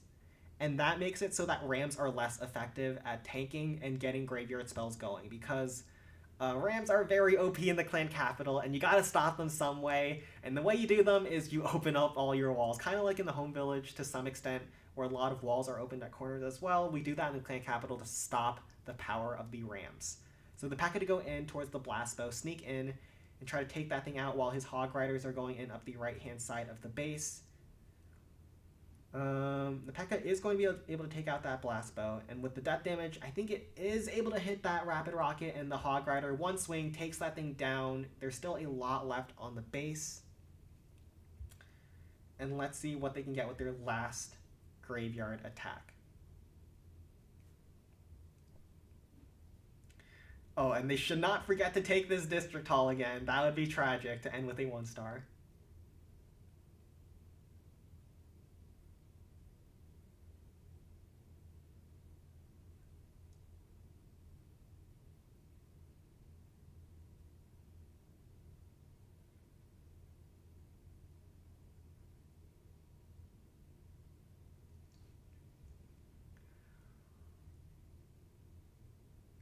And just before the next match, we will just verify all the scores. And I believe no team has used too many graveyards or violated that rule. If a team does violate the graveyard rule, then the enemy team should alert us, but I don't think anyone has in this case.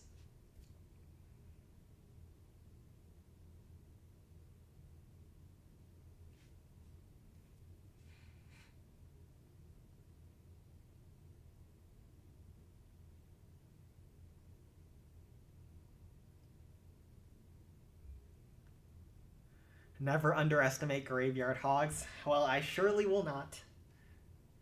There's still 3 graveyards left. I think he'll have them on the left-hand side of the base because the middle is already being covered pretty nicely. Zap to finish off that last little cannon.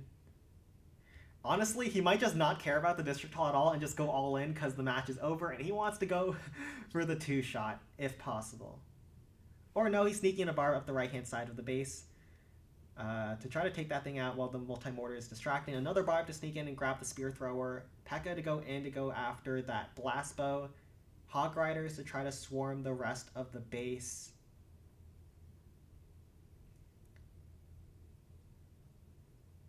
The P.E.K.K.A is losing health very quickly. A lot of defenses are on her. 3 more Hog Riders in the deployment zone. The Larrys are finishing off that enemy Rock Artillery, which is huge. The backside Rock Artillery is also being finished off by Larrys. He had a barrel to go in over the cliff to try to help distract some defenses even further. The Crusher is probably going to be the death of him, though, because he has 1 more Hog Rider left. Wait a minute. I think he's got it. He had 1 more Hog Rider to stun the last Crusher, and he has a swarm of Hogs left. Ooh, if Wanwusheng missed their last hit, then ToBeDecided would have finished them off, but they were able to convert their last hit against that Goblin Mines. And nice job to ToBeDecided. I'm surprised that the only base that both teams tripled was Golem Quarry, arguably the hardest base in the game. That's wild. Okay, so 701% and 7 stars. I will put the final score in the chat. And then we'll be moving on to our next match in the next few minutes, which is the FOONS versus House of Clouds.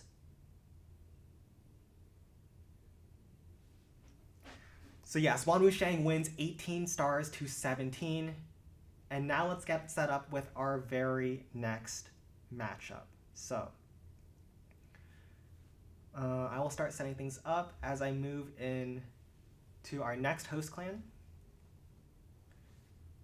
which I believe should be the Borg.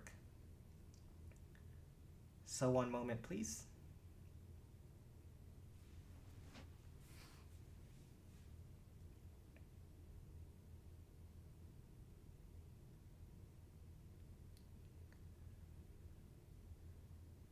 So what is my tag?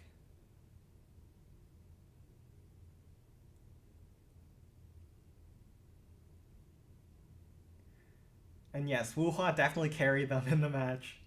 Huge triple against Goblin Mines and Golem Quarry to help them secure the win.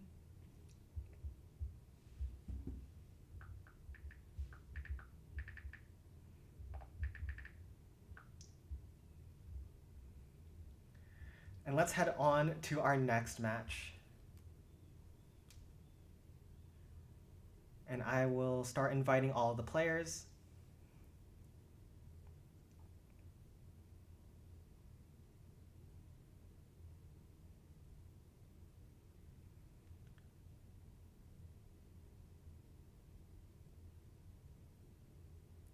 Do.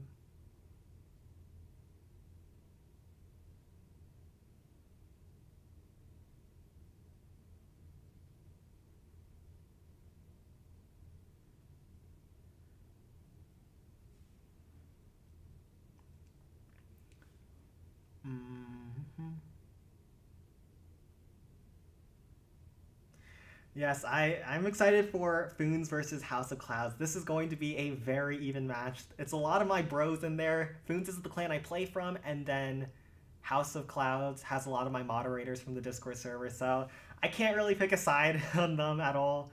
We'll just see how well they play.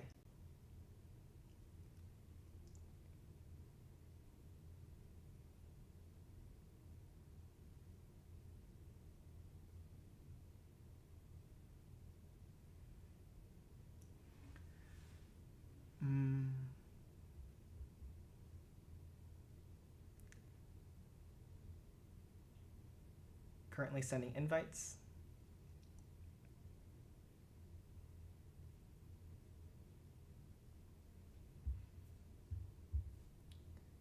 As all the people in the clan start filing in.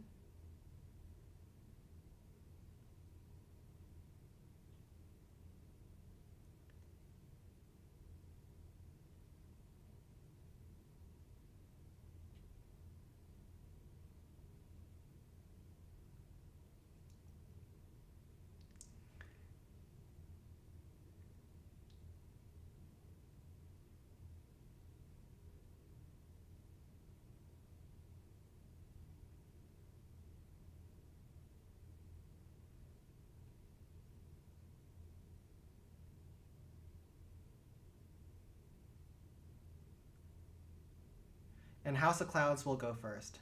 I'm going to do the higher seeds attack first.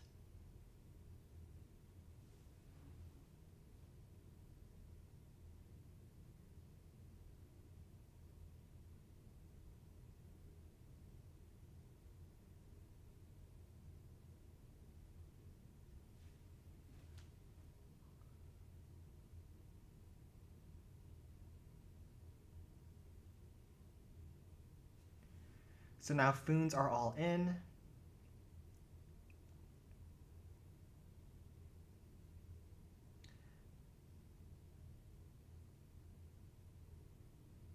Now let's take a look at House of Clouds.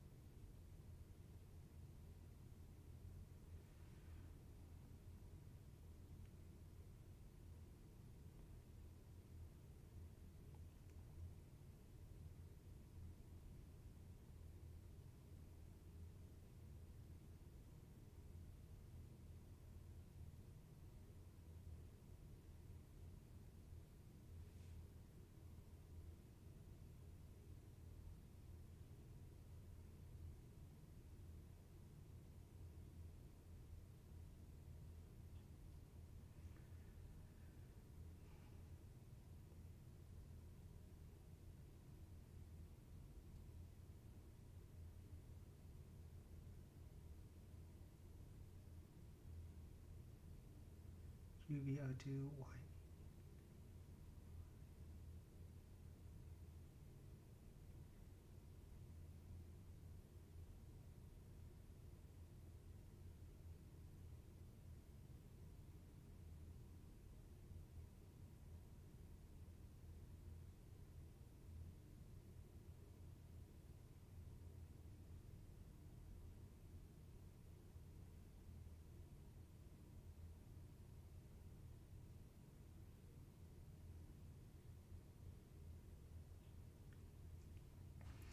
All right, all invites have been sent to the players.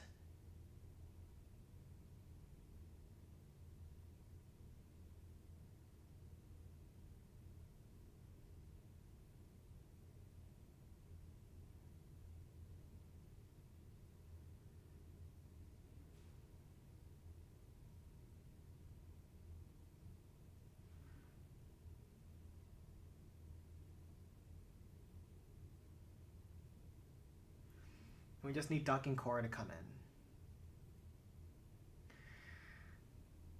in. Okay. So now we just need Duck, and then I will invite the other Chinese streamers because it seems like they want to stream some matches.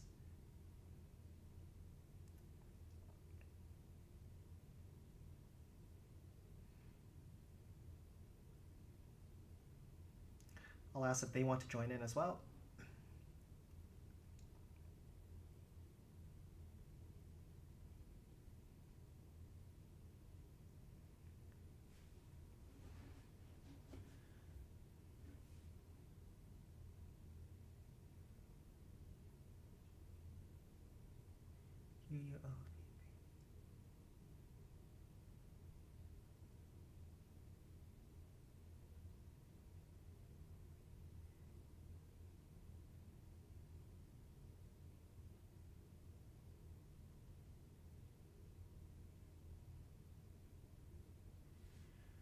All right, all the players are in, and I'll invite the streamers as well.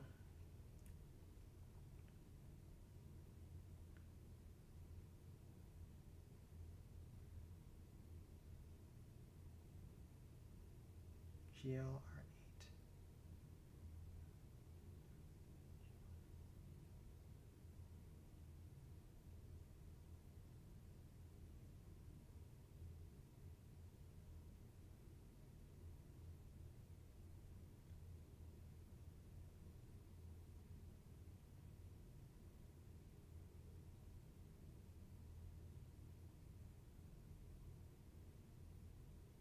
Hopefully we don't have any incidents at this match with people getting kicked out.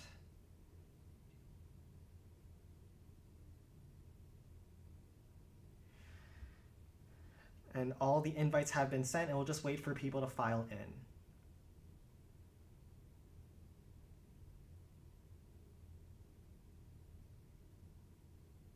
And I'll also promote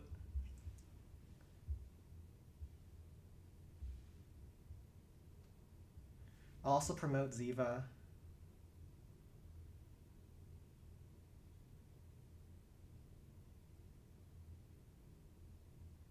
If they want to invite anyone else. So now we have everyone in, I believe, that I've invited. And I'll let Daniel watch from Discord.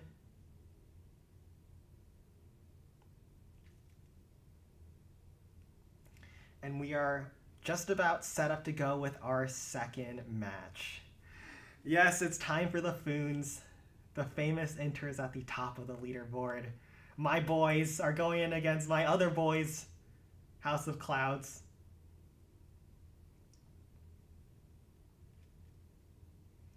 And same rules as before. You'll call out the base while the other player is attacking, and I will get set up.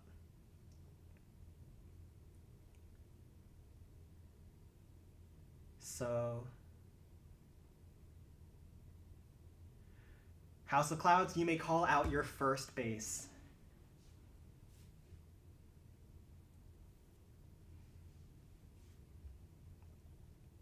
And we will get the show on the road. Dragon Cliffs. Oh boy. Oh boy, that's the way to start off a match. Okay.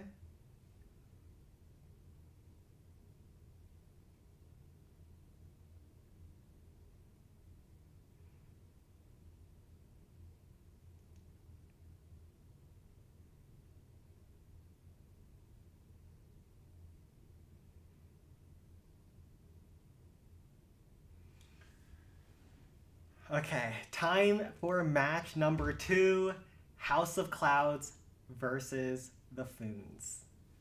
This one's going to be an exciting match. I don't know what they're going to use. Hopefully they'll use some more variety, and maybe we'll even see a Sparky this time. Sparky's still very powerful, especially in this tournament meta.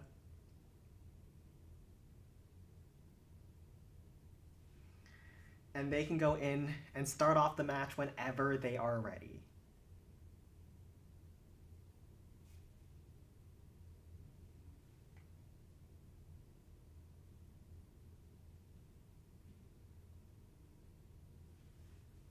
So this is the Dragon Cliff space. And White Wolves have not yet played. They will play later today. So their match will be 4 p.m. EST to 6 p.m. EST. So I will come back later for the White Wolves versus Rebirth stream.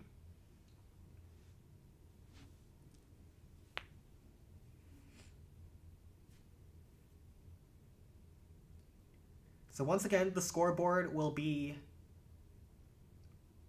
in the Google Doc in the description, and I will keep you guys updated as you guys ask. We're going in with our first attack. HOC is attacking the FOONS. Ooh, archers. We have not seen archers in a very long time. And it's being used against this base. 2 rocket balloons on the entry to pick off some cannons. Rage spell leaning into the base so the archers can snipe a bunch of defenses. He has a jump spell to try to help navigate around these super annoying spaced walls. And he can already pick off one of the dragons if he wants to lure it out further. Perfect. He's going to finish that thing off. And he's going to use a ram to try to distract the Inferno Tower to keep those archers alive a little bit longer, grab a bit of damage on the other buildings as well as the trash hut.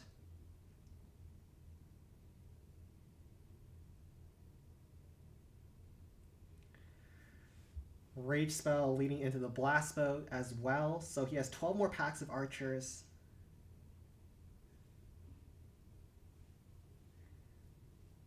It looks like everyone in the chat is rooting for House of Clouds over the FOONS. So 10 more packs of archers. He's gotten a huge chunk of the base. If he can get the 2 dragons as well as blast bow, that would be massive, or at least the 2 dragons. Then he can frost the Inferno Tower and blast bow on the second hit, and probably finish off with Golem. He has 3 rams as well as 9 packs of archers.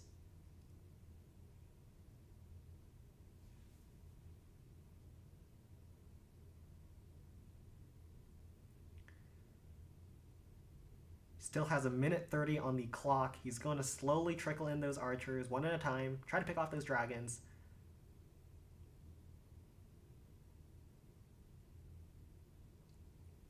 Six more packs of archers. He should be able to get that last dragon in the middle of the base as well as the blast bow here. And he's looking very solid to finish off this first attack.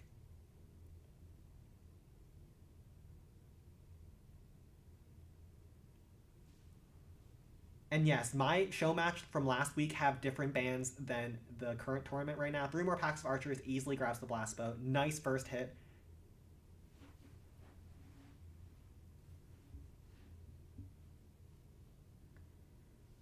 Grabs the spear thrower as well. He has 1 more pack of archers to try to take out anything he wants. Probably try to finish off the wizard tower. I don't think they'll get too much damage on that dragon, but yeah. Huge chunk of the base down. A lot of those key targets on Dragon Cliffs with an Inferno Tower, a bunch of dragons, as well as the blast bow. And yes, nice first hit from Korra. He's doing very well here. And now it's just a matter of how he wants to finish off the base.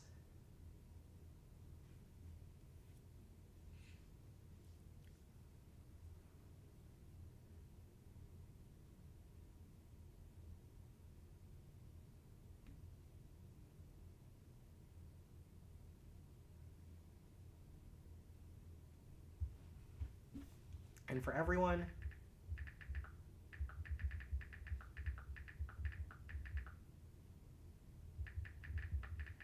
you have 2 minutes between the first and second attack to go in. I imagine he's going to bring Golem and 3 Inferno Dragons, but we'll see what he wants to cook up.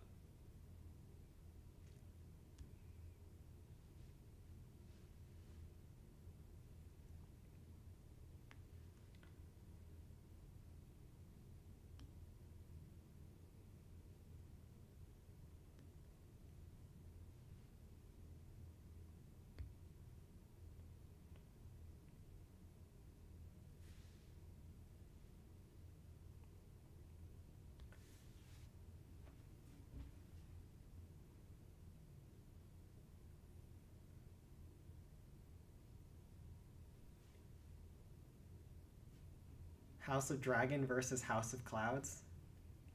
Indeed. Dang, everyone wants HOC to win, huh?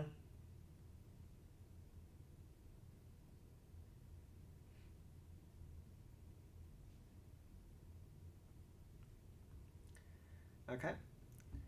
Now Core is in. Golem, like I thought. Frostspell in the Inferno Tower in the middle. And then he'll have 3 Inferno Dragons try to burn through the enemy dragons on the base. The one thing you have to be careful about, looks like there's some traps at the right-hand side of the base, so he'll use a couple of ramps to finish off the corner building so he doesn't time fail. The one thing you have to be careful about when you're using Golem to attack Dragon Cliffs is that, kind of like what happened during Wuhua's attack, the Golem can sometimes go out of range of the enemy dragon, and the dragon gets pulled towards your golem away from the Inferno Dragon, and your Inferno Dragon is just chasing and chasing the enemy dragons, which is horrible. But now he's sending his golem in towards the top side of the base. He's pulled a lot of zap traps with those barrels on the approach, so that was very nicely done.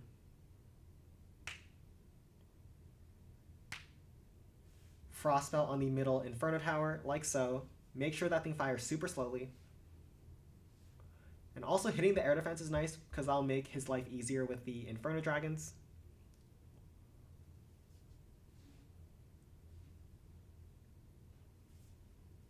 One Hog Rider to go in his camp.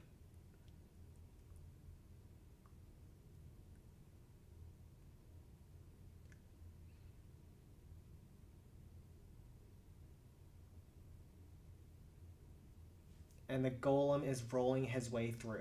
So a Hog Rider on top of the Wizard Tower, and it'll surge forward and also distract some of those enemy dragons as well. So not too shabby.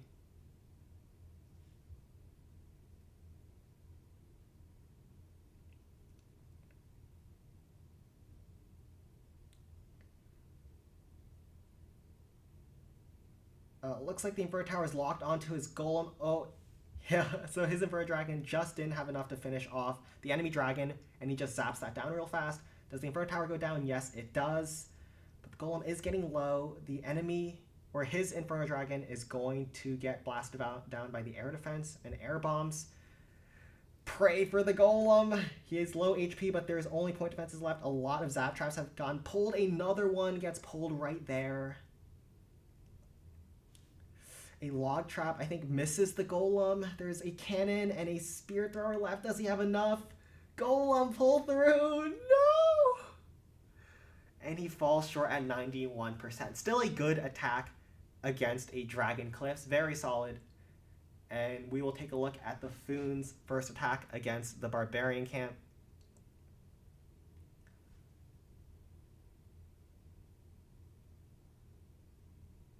So now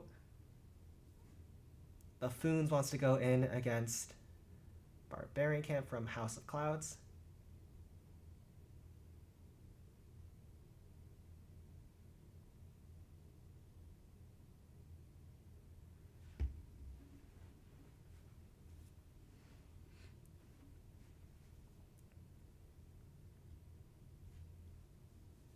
And they may attack whenever they are ready. Oh, they're just going in. They ain't even waiting. They were all cooked up and ready to go with a Golem, Hog Riders, Rocket Balloon, Haste Spell, Frost Spell. Super widespread Barbarian camp, which means that Golem can get a lot of value as long as he doesn't path away from all the defenses. Rocket Balloon on top of the cannon, that will help funnel the Golem in. Barbarian to try to finish off this little clan house. So it looks like he's trying to set up pathing for his Golem to go in towards the Rocket Artillery directly. So the Golem is going to follow all these defenses into the Rocket Artillery. Well, not all those defenses, but all those trash buildings.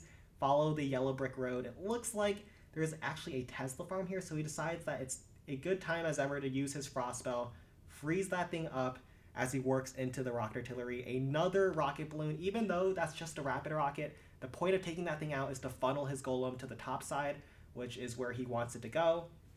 A Barbarian to go in as the Golem is working his way down and distracting those defenses over there. A Hog Rider to try to quickly finish off that multi-cannon so his Golem doesn't stray too far from the intended path. And then He has 2 more Hog Riders in his camps. The other giants are walking their way over. They get splashed as the golem hits the spear thrower. So the golem had a little buff to his splash damage, which actually matters against the enemy defensive troops. So he's getting low now. He's going to finish off that multi-cannon, a Hog Rider, or 2 Hog Riders to go in up the right-hand side of the base, stun the Tesla, and they'll also be hasted up, which is really nice. So the golem distracts the defenses, and the Hog Riders are pushing their way through. Or actually, the Hog Riders are now distracting for the golem, and the golem is the one doing the damage. So he's gotten a huge chunk of the base on the first hit. I think he'll just drop down a golem back into the haste spell. That will secure a safe 2-star against the District Hall. But let's see if he can get more than that.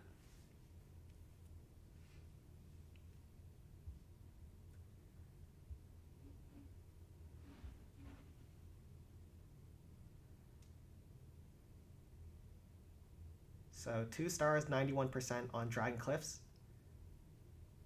was the first attack for HOC.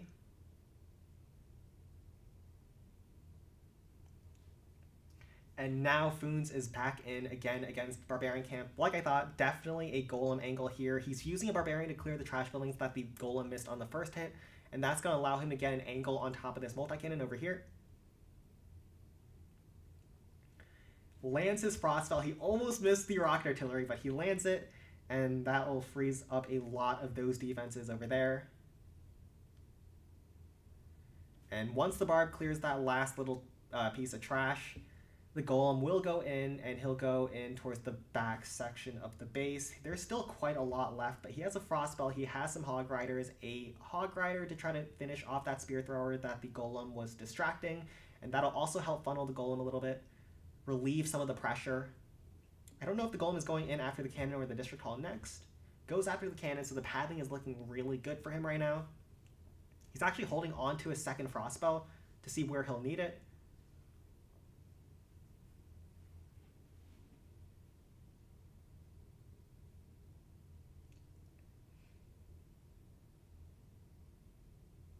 He uses it on the backside Giant Cannon with a couple of Spear Throwers to boot. And let's see how far the golem can go. He still has 4 Hog Riders left in his camps. Maybe he can use some barbs to finish off this cannon over here. I would probably send in the Hog Riders as the golem goes down to try to snipe some of those defenses on the backhand side. Or he'll actually use his Hog Riders up the left-hand side as his golem is pushing right, and then it'll help pick off some of those defenses over there. 1 minute 24 on the clock. I don't think time should be an issue with no buildings in the corner.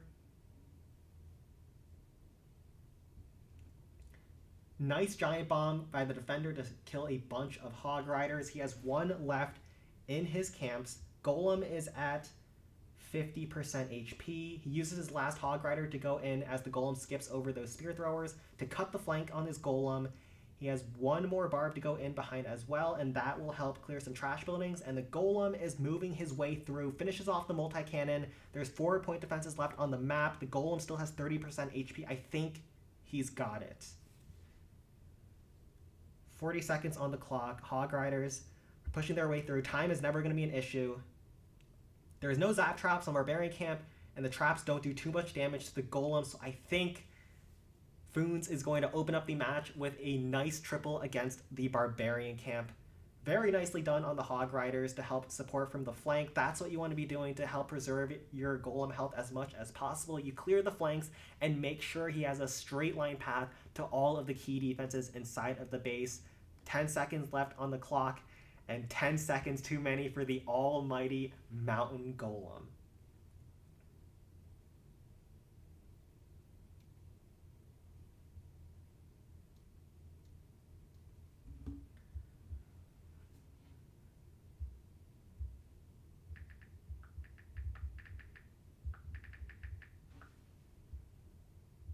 Dang, autocorrect, stop it.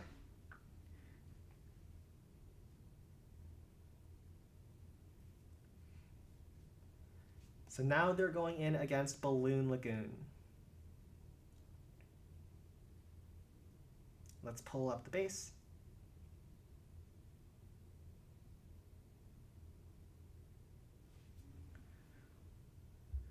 And let's take a look. This should be the correct base. Yes. And I shall update the scoreboard. Right now, it's 3 stars to 2 in favor of the FOONS.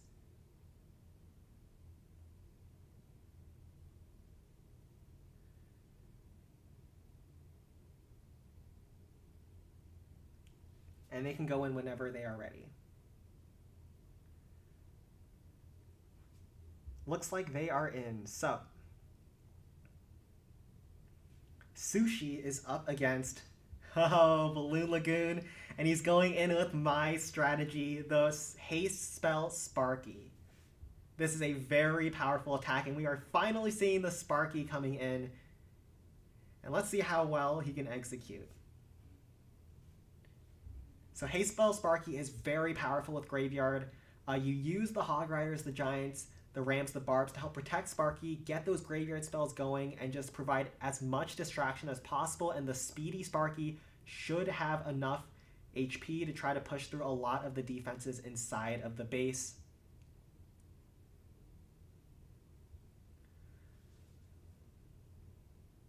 And Super Wiz Graveyard is very tough right now because the walls are all open, so it's hard to help distract for the Wizards as they try to chain all the buildings inside the base. Ooh, looks like the Sparky has locked onto. He has to drop down a Hog Rider to try to stun the Inferno Tower. I think he was late. Oh. He didn't notice that the Inferno Tower locked onto his Sparky, and unfortunately the Sparky goes down. We'll see if he has enough to finish off the base. The District Hall is low and exposed, so I don't imagine a 1-star will be too much of an issue.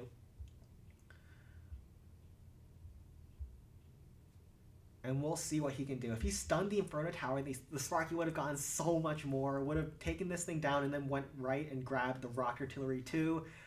But I think he wasn't paying attention and didn't see that the Sparky got locked onto. He used a Giant to try to distract the Inferno Tower, but the Giant was too slow. The Sparky got ahead, and the Inferno Tower locked onto Sparky.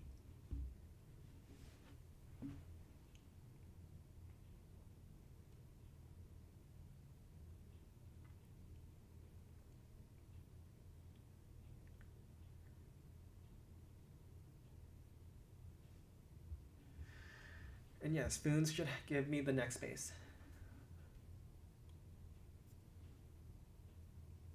And now they're going in with their second attack.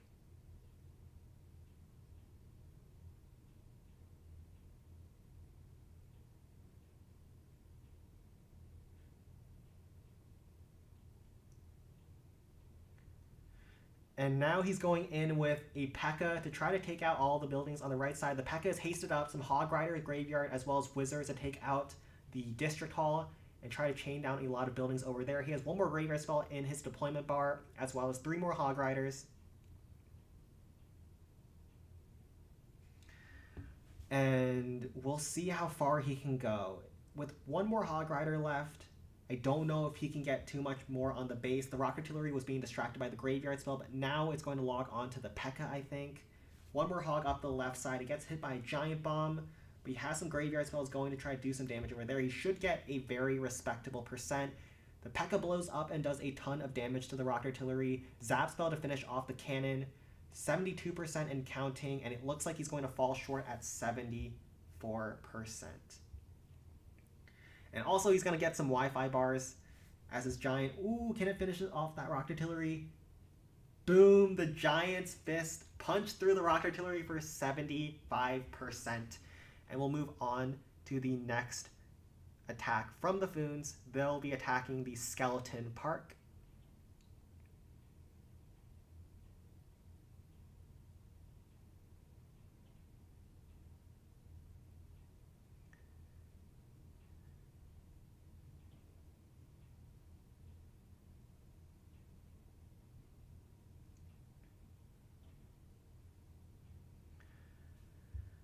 And this is the layout. The FOONS have no chill, man. They go in instantly. What is wrong with these people? Dang, they are on top of it.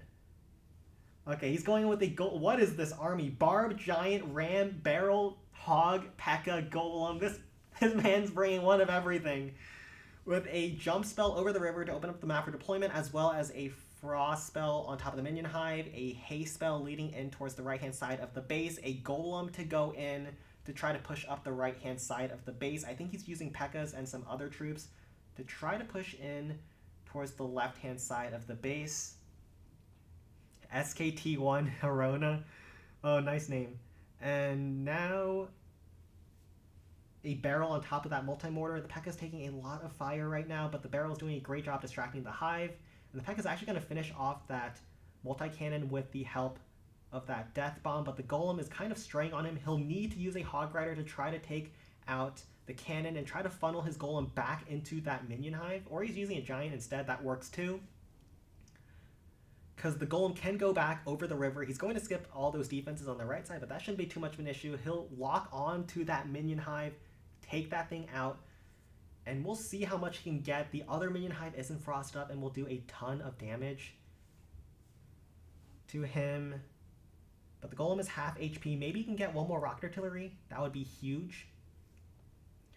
And also, he'll set up really nice pathing for his golem on a second attack. I imagine he'll go in with the golem again with such a nice anchor point with all these buildings that are close to his haste spell and a very thin path for the golem to go through the rest of the base. The Teslas have not yet popped, so it looks like they're going to be on the left-hand side of the base. There's one in the middle here, and the golem is going to blow up and grab the district hall, so he's not going to 1-star, so not bad, not bad.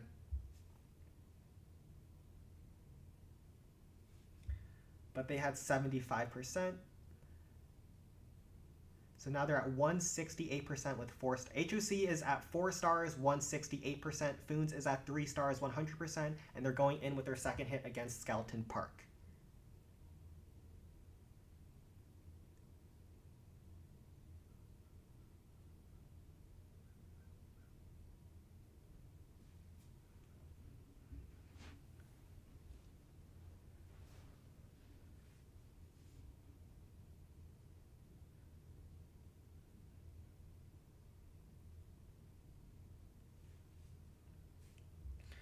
And Arona is good to go. 2 miners, 2 hog riders, 2 barbs, as well as a golem. He's definitely sending the golem towards the right-hand side again. It's just a matter of does the golem has enough against all these backside point defenses. That's a lot of damage over there.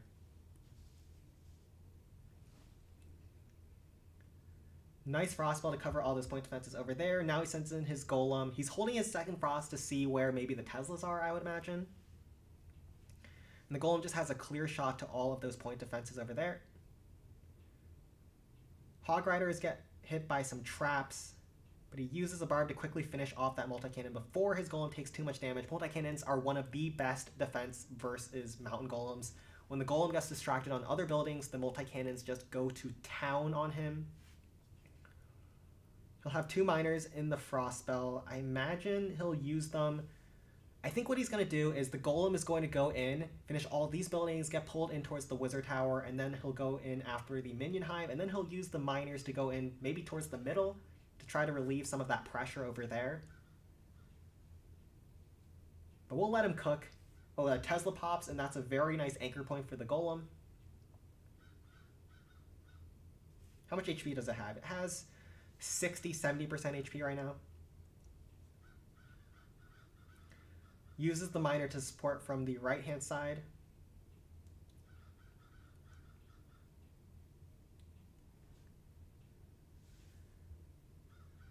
And the golem's actually finishing off all the buildings that the miner is going after, so the miner, he's kind of just chilling under the golem. Now it strays towards the right-hand side. Maybe he can get a huge death bomb. As the first miner distracts, he drops in his second one to go in after the multi-cannon. Finish that thing off. That was a very nice reaction by him. A zap trap gets pulled, and that miner's going to die. Death bomb blows up that cannon, as well as does a ton of damage to that Tesla. He has 1 barb left in the camp. Some of those defenses on the backside are low. Does he have enough? Death bomb blows up another spear thrower. Multi-cannon goes down. Tesla goes down. Golem is low. Cannon and archer or spear thrower are left to try to defend the backside. Tesla is frosted up. This is so close. This is why are golem attacks always so close like this? Can the golem survive 2 shots from the Tesla? That's the question here. This is so close. The Tesla's on 1 HP. If he used the zap on the Tesla, this would have been secured. Golem. Oh, takes out the Tesla and he's got it. Oh, the mountain golem. Foons is showing all these kids how the mountain golem should be used. Very nicely done. The supporting troops are very important on the mountain golem, planning them out to make sure the golem doesn't take too much fire, because if he played that attack any worse, he would not have gotten the triple. But HOC, call out your next base.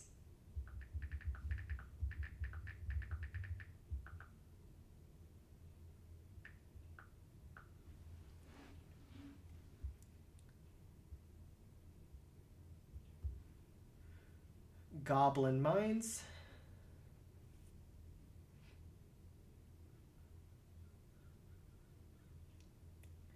So let's take a look.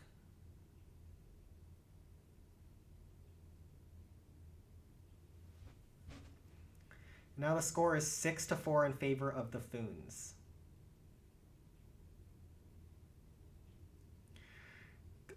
Don't worry, boys. The Foons is gonna end at some point. That's what we do best.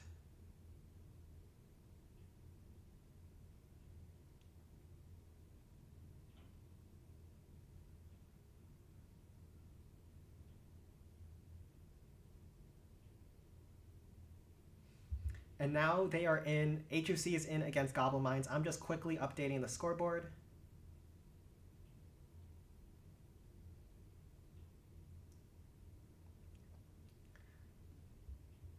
And they're going in with a Sparky attack. Oh boy, Sparky Rage Frost Spell.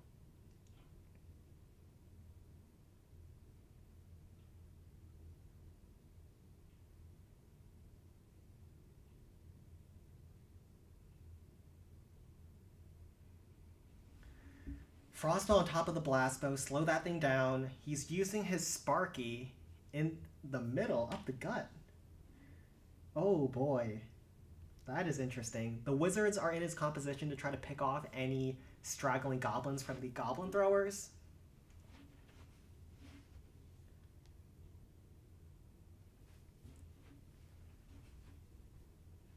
And he's using the Giants to distract for the Sparky. I think he was a little premature on that first Wizard. It's going to get locked onto by the cannon, but he'll have another one as well as some barbs to try to finish off some goblins. There's 2 Goblin Throwers that are stacked up in the middle like this, so that's huge value for his Wizards and his entry here.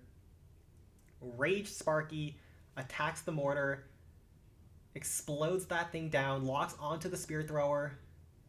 1 pop, boom, that goes down. Now all the goblins from this Goblin Thrower have been taken out. He zaps down the final goblins over there. He has some barbs as well as a ram to try to distract from here. The Sparky Chain. Oh no, the Hog Rider finished off the multi-mortar, so the Sparky didn't actually chain down the goblins, so that would have been nice. And now the Sparky is very healthy, but there's no more distraction left here. The goblins should get chained down by the Sparky Chain. Boom, just like that. And he has 2 more barbs to finish off whatever Goblin Thrower goblins are still in. And the Sparky is going to go down, but he has 2 more barbs to try to finish off some more gobs. 1 more barrel gets pulled. I think this one has 1 more barrel left. You can see that it's on the slingshot, and there's no more barrels on the left-hand side of the slingshot. And Balloon Lagoon will be the next base for the Foons.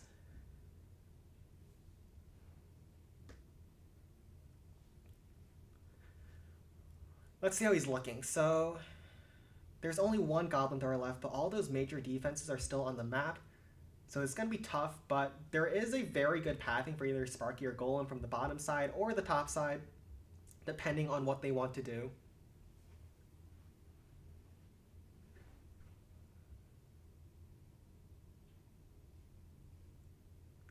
Okay, let's not be mean here, boys. We're gonna reject. We're gonna reject that guy. It's probably a member from Duck's clan. House of Clouds is known to be full of trolls.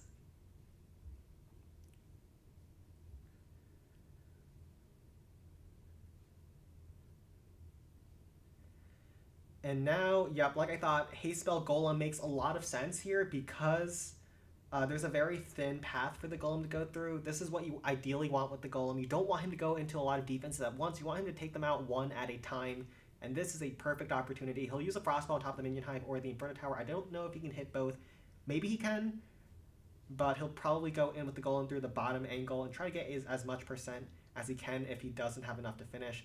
Yup, he is able to hit the Inferno as well as Minion Hive, so nice Frost there.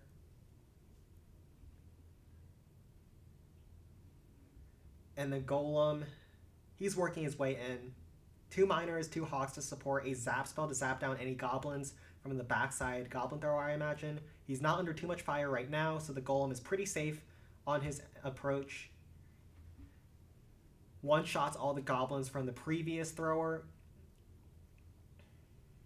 Miner up the left-hand side of the base to try to pick off any defenses that the Golem seems to be skipping. The Miner is also in the haste spell. I know that some people have asked me whether or not Miner haste is good. I don't think it is because the Miner's already invulnerable when he's underground, so try and speed him up while he's underground usually is not that effective. But why not, you know, have the Miner go forward, take out the buildings faster as the Golem is distracting, and good things might happen.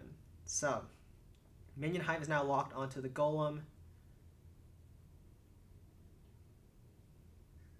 And the Golem is half HP. He uses a Hog Rider to stun the Minion Hive. I think the other Hog Rider on top of the backside Inferno Tower was a little bit premature. Or he actually uses the Miner to try to take that thing out. That's nice. And the Miner actually finishes off the Inferno Tower. So let's see. Maybe he does have enough. The Goblin Thrower is being distracted by the Miner as well as the Minion Hive. So the Golem might be able to sneak in and do some damage. The Miner blows up that last Goblin. The Goblin still has 3 barrels left. You can see 2 on the left-hand side of it and then 1 in the slingshot. This Miner is still alive from earlier and blows up the Spear Thrower. The Golem is going to finish off the Minion Hive.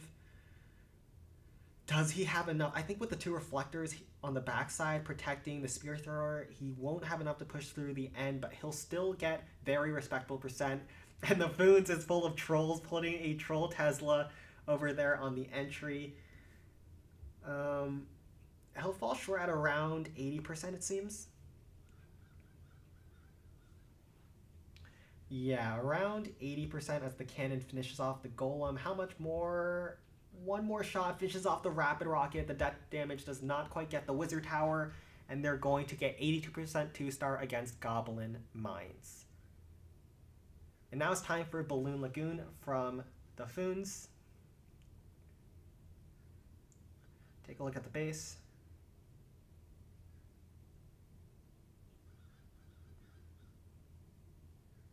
And the next base from HOC will be Skeleton Parks, it seems.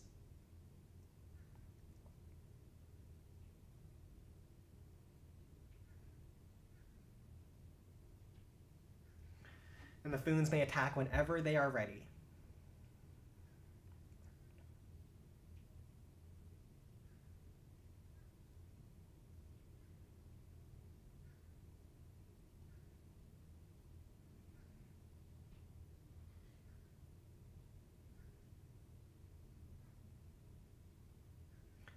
Updating the scoreboard, so HOC is now at 6 stars and 250%.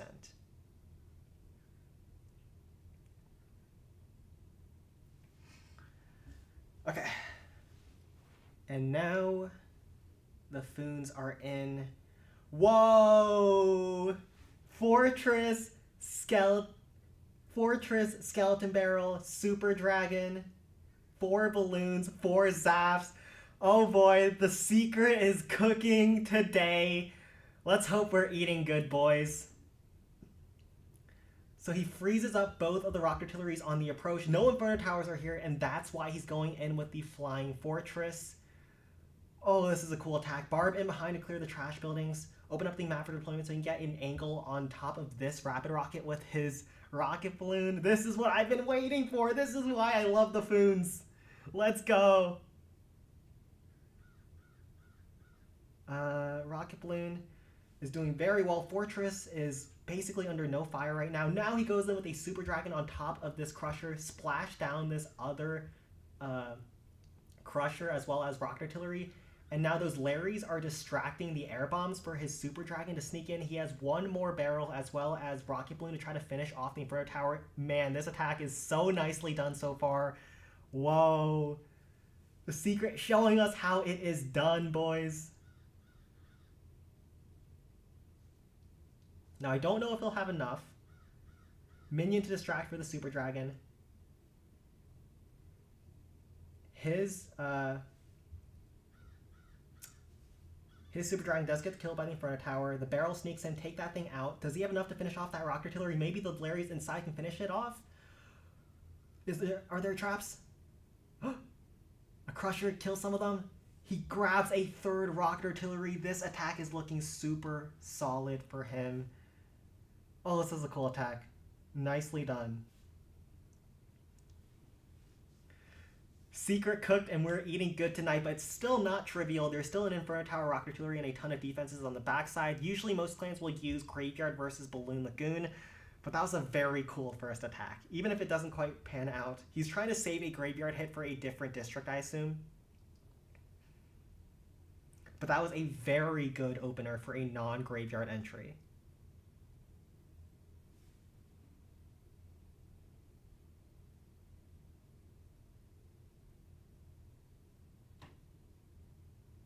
Rock solid victory.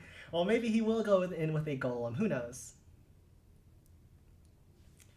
If he wants to go in with Golem, it would be from the right-hand side. Or he could go in with a Sparky. We'll see. Well, we gotta let the man cook, alright, boys? We're gonna have to let him cook. And he is live. Heal spell Hog Rider. So he's using P.E.K.K.A to distract the Rocket Artillery. Oh boy. The secret ain't playing around today, boys. Giant to distract the Spear Thrower to keep the P.E.K.K.A alive for longer. Whoa. This is the coolest attack of the tournament so far. Whether or not it works or not, the Larrys juke away from the log trap. Hog Riders are stunning the defenses on the approach to keep the P.E.K.K.A alive. Now he'll have an angle to distract or target the backside Rocket Artillery. Oh no, oh no, oh no, oh no, oh no, oh no. Huge shot from the Rocket Artillery. Takes out a bunch of Hog Riders. Barrel on the backside to distract. Another heal spell to go in. The heal spell through the bomb tower bomb. One last Hog Rider to reinforce. Barrels on the backside distracting the point defenses. Does he have enough? I assume there's a lot of traps to take out the Larrys. One little mistake might have costed him. Unfortunately, the Rocket Artillery got one shot off on his Hog Riders, but insanely cool approach on this phase. I would not have thought to do that. He's still going to get very solid percent, and he's going to be able to save a Graveyard hit for a different district, 83%. And he's going to fall just short. I think he might have been able to have it with a Golem hit, but I think the Hog Riders could have also worked there as well.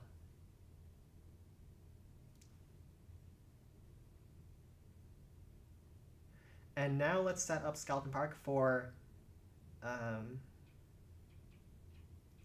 HOC.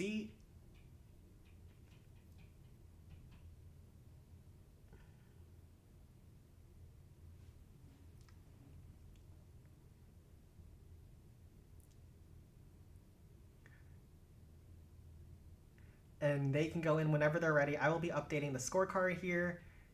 It is 6 stars to 8 in favor of the FOONS, 250% for House of Clouds, and 283% for the FOONS.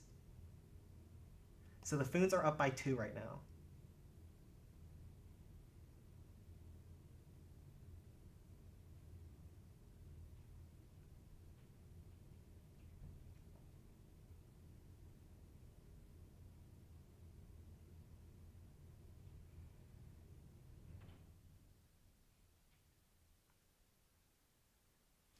And now HOC is in. Oh, I was actually late He actually went in with the golem. I was updating the scorecard.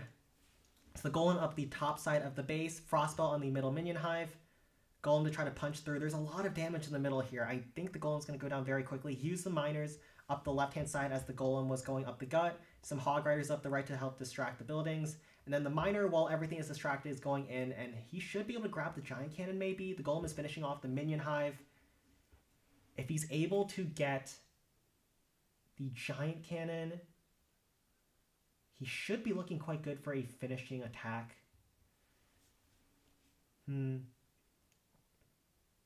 So the miner is on 1 HP. He blows up and he will be able to take out that giant cannon. Can the golem also get the backside rocket artillery? A Tesla pops. That's going to make it a little bit harder for him.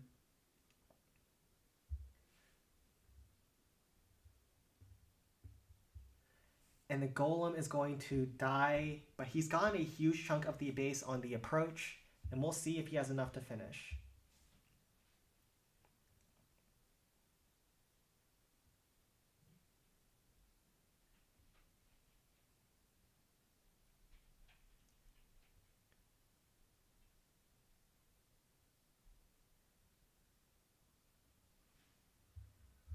This time we'll make sure that we don't miss the attack. Hold on.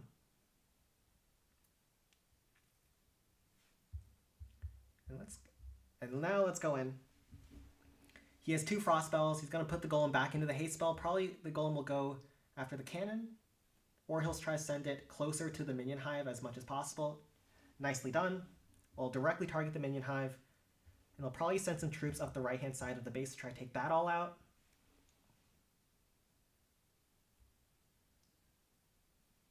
But we'll see here. Very nice frost up the left-hand side of the base, hitting the rocket artillery, hitting the multi-cannon. He has 1 more frost he can put anywhere he wants. And the single miner up the top side is doing some work. Barb on top of the cannon to try to take that thing out as well.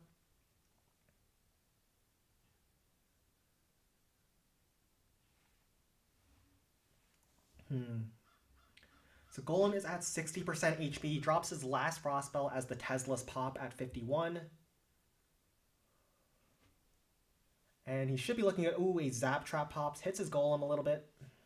There's a lot of buildings. This makes golem attacks very annoying. A last miner to go in to try to snipe that rocket artillery on the backside. And he's looking very solid here.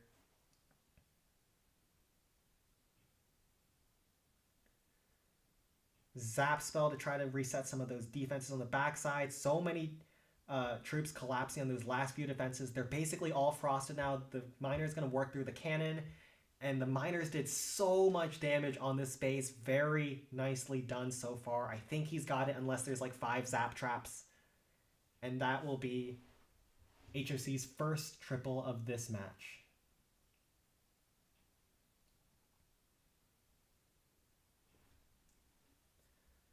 So nicely done to Sushi. The miner actually goes down to the reflector. He has so much time on the clock and there's nothing in the corners. So now we will get set up with Builder's Workshop for the FOONS.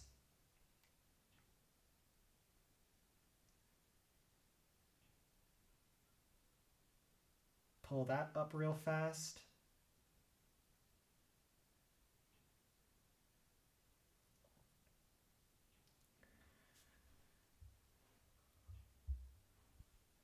This is House of Clouds Builder's Workshop. And the FOONS can go in whenever they are ready. Let's see, what score did they get against Goblin Mines again? 82%.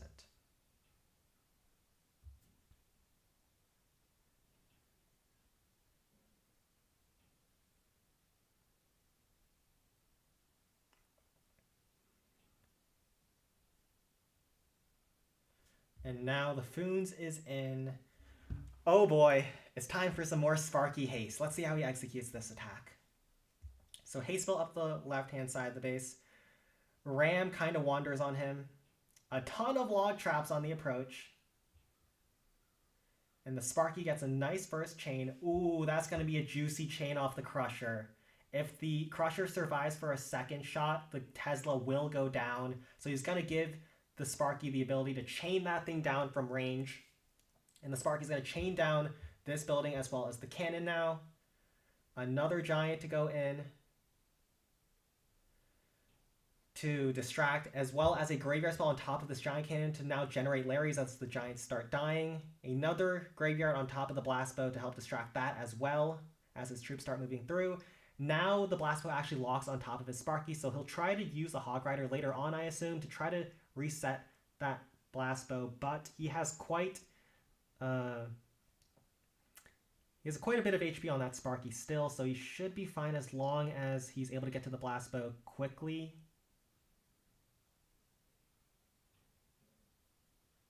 So now he drops 2 Hog Riders to try to stun that blast bow perfect.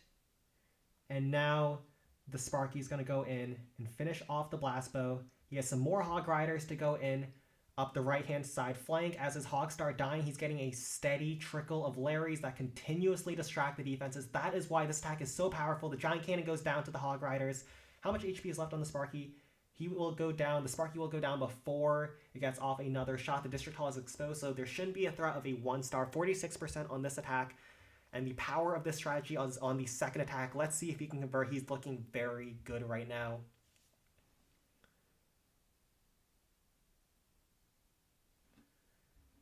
And what's still alive, actually?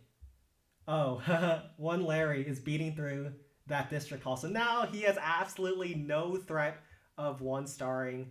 So he can go as risky as he would like, drop the Sparky back into the haste spell, probably in after the Tesla, and see how much work it can do.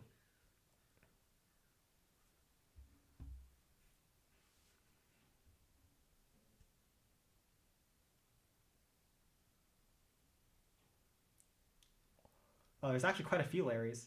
Are they even going to grab the Spell Factory? Oh, they are going to. So he's going to end this raid at around 48%. Go, Larrys, go. This will also give him enough time to try to scout the base for another attack. I'm assuming he'll go back with another Sparky haste attack.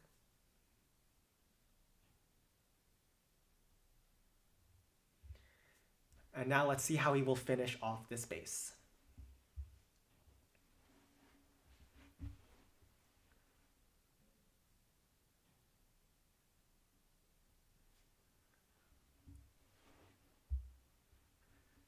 Let's get in here.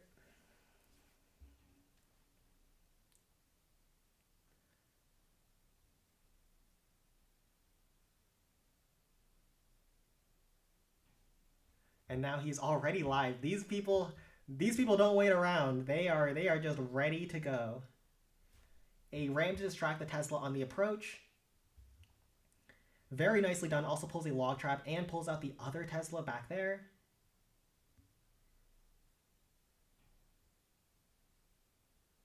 And he's just going to let the Sparky cook right now. He's not dropping anything. Just let the Sparky 1v1 down that Tesla, take down the Crusher in behind, and he'll have one more ram to try to break the Sparky into the base. Just like that. All the walls are open from here. He has 3 graveyards left. I think something has to go horrifically wrong on the backside. All the Teslas are gone. And he's dropping another graveyard spell on top of the blast bow, trying to angle it away from the wizard tower a little bit as much as possible. And now the Sparky gets a huge chain off, finishing off the multi-cannon. Huge chain off on top of that giant cannon as well. Oh my goodness. Foons, chill out. These people have families. Oh no. There's so many graveyard skeletons now. Yeah, there's no base. There's no way this base survives this. There's too much on the map. There's one wizard tower left to try to shoot at the Larrys, but there's also a graveyard spell behind him. The hogs are going to distract the wizard tower. He has 3 hogs in the camps. Don't do this to him. This base is going down, and it is smashed. This was violent. Oh, cover your eyes, children.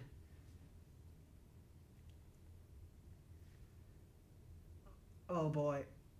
One last Sparky chain finishes off the last 3 defenses on the base. And the Sparky's looking at that multi-cannon funny. Finishes that thing off as well. 3 Hog Riders left that he doesn't even need. A huge Larry army still alive. 2 graveyard spells that still have Larrys to spawn if Sparky ever dies to like 5 zap traps. I think Sparky is so healthy. And they're all looking at this last little hut on the bottom section of the map. Foons are on fire.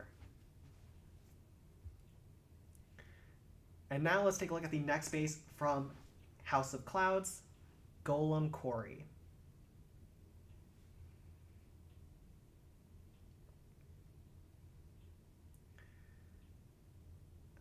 Foons, this one.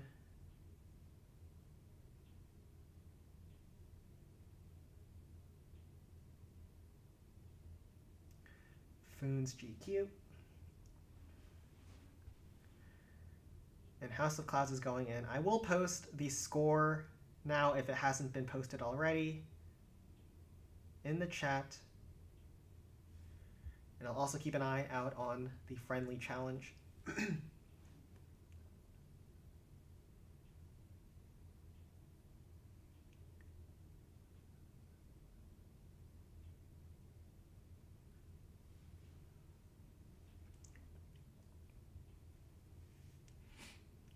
And let's see how they approach this space. Golem Quarry, once again, is the hardest, at least in my opinion, is the hardest space. But what do I know, right? Because both teams tripled it in the last match. And now HOC can go in whenever they are ready.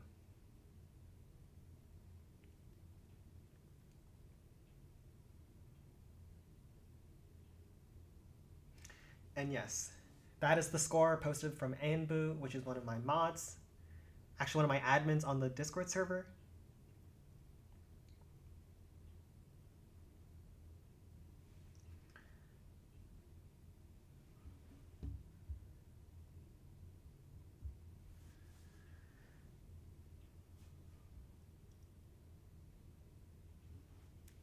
And we'll just wait for HOC to go in. Now they are live. Let's take a look. So they're going in with Frost Spell, Haste Spell, Super Dragons. All right, boys, let these gentlemen cook. Let these gentlemen cook. This match is exciting. People are using really weird armies here. Would never have expected Fortress. Would never have expected dragons like this. Frost Spell is going to go in probably on top of the air bombs and backside blast bow. Where is he dropping his frost? The latest, oh no, he missed his frost. I don't know if that frost, I think this frost was impossible. And so he missed that, but he does get the air bombs. And he's going to take out the rocket artillery. He also grabs the district hall, so there's no threat of any one-star attacks. Yes, haste Super Dragons. Hello is the person that told me about this strategy and showed it to me first. Yeah, haste for the barrels. I don't know about haste on the barrels because specifically the barrels, you want them to not pop open. You want them to distract the defenses, meaning that you ideally want them slower. You don't want them to get on top of the defenses and pop open like that. Now, I don't think he has enough for a 2-shot, but he can get a very nice percentage, and getting a good percent against Golem Quarry without using Graveyard is a pretty solid attack. I don't think it's possible without Graveyard in most cases.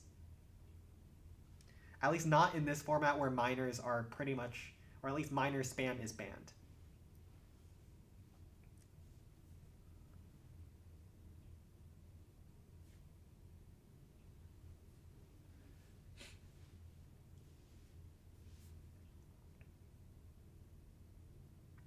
Yeah, later barrels, it does help out because when they're really deep in the base and they're over the cliff like this, you can see the deployment zone isn't opened up. And so you can haste the barrels into the base faster. Dang. All of Duck's friends are being trolls. They're all trolling him.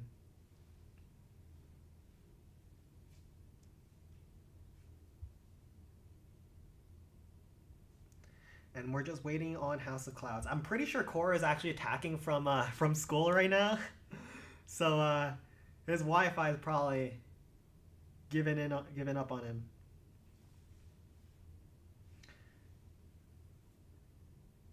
Yeah, haste spell's really good right now, at least in this tournament format, when no matter where you place the haste, right, you can put the troops back inside the haste spell and they'll be hasted up for the rest of the attack.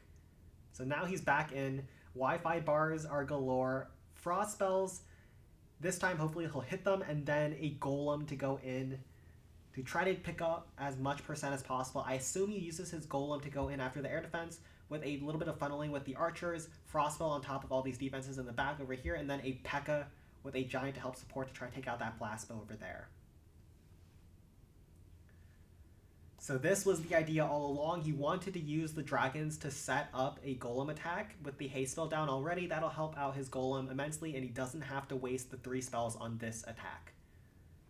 2 barbs to funnel in the P.E.K.K.A. into the blast bow, as well as some other troops. He'll have 2 more barbs left in the camps. There's a lot of defenses on Golem Quarry, so I don't know, or I don't think he'll pull through here, but surely he'll get very good percent. The Golem is approaching all those frosted defenses one at a time.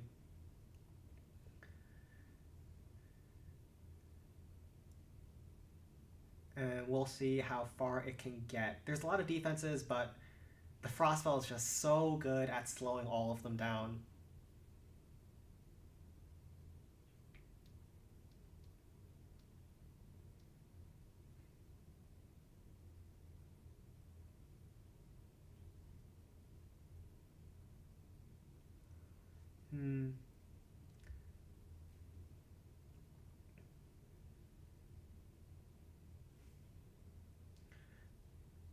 Will you get wars in builder bases? I mean, you can't even get wars in the current clan capital right now. And we have to like go through so many loops and holes to try to set this tournament up. But it's going well right now. This match is super exciting.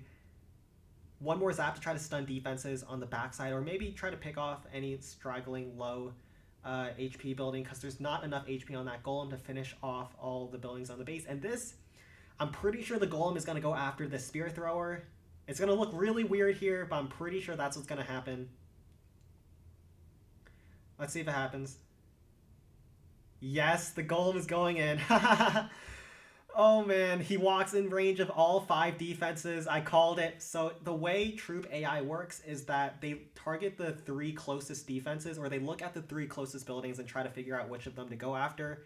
And so the golem went after a building that looked the closest to him, but actually was baited by all those point defenses in there.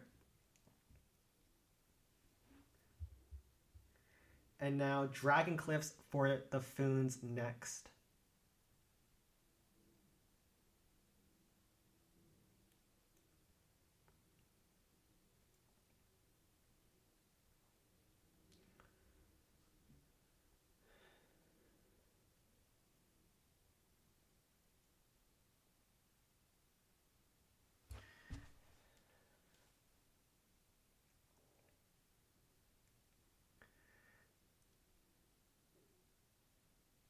And yes, I will update the scorecard, and I believe the barb is correct. House of Clouds is actually at 432%, if I'm not mistaken, because they got 482% on the Golden Quarry, but we'll calculate that all later. They are at 11 stars right now, and the FOONS is going in.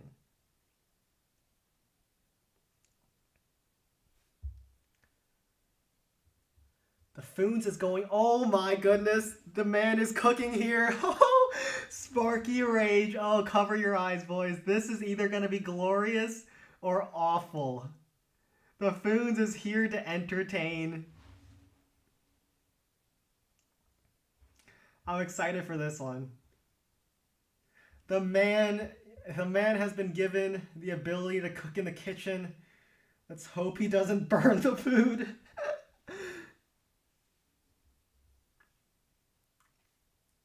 As the dragon locks onto the giant, he then drops in his Inferno Dragon. Oh no! Hold on. He needs to use his other Inferno Dragon. The Sparky needs to finish off that air defense.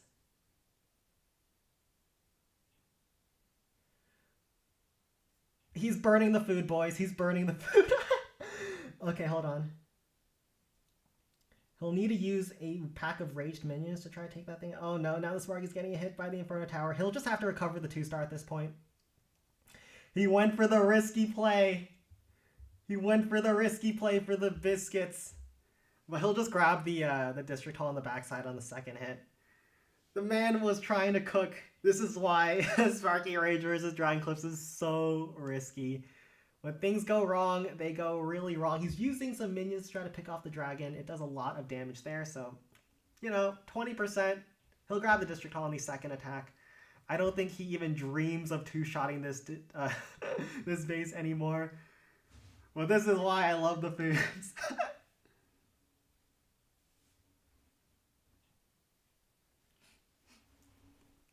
But no matter what happens here, as long as FOONS gets 2 stars on this attack, they will be up 13-11 going into the 6th round of attacks. Let the man cook. Bro, burn the food.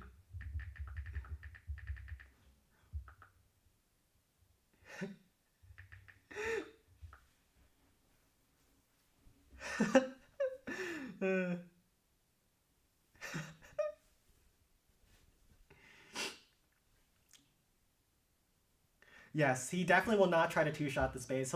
I mean, the District Hall is pretty exposed, so he'll get a pretty safe 2-star against this base. But we'll see. Probably Frost on this Inferno Tower, sending a Golem into the District Hall.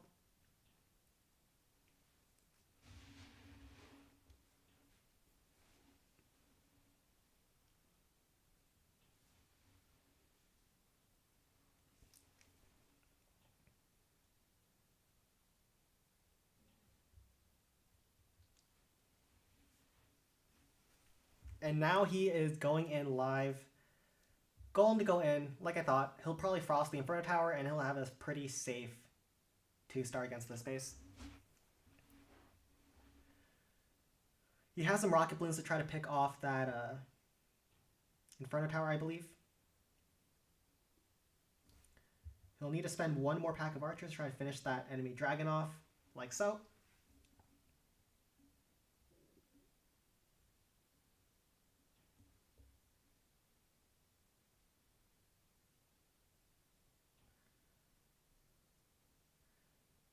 So the Inferno Dragon melts through the enemy Golem. This will be low percent, I think.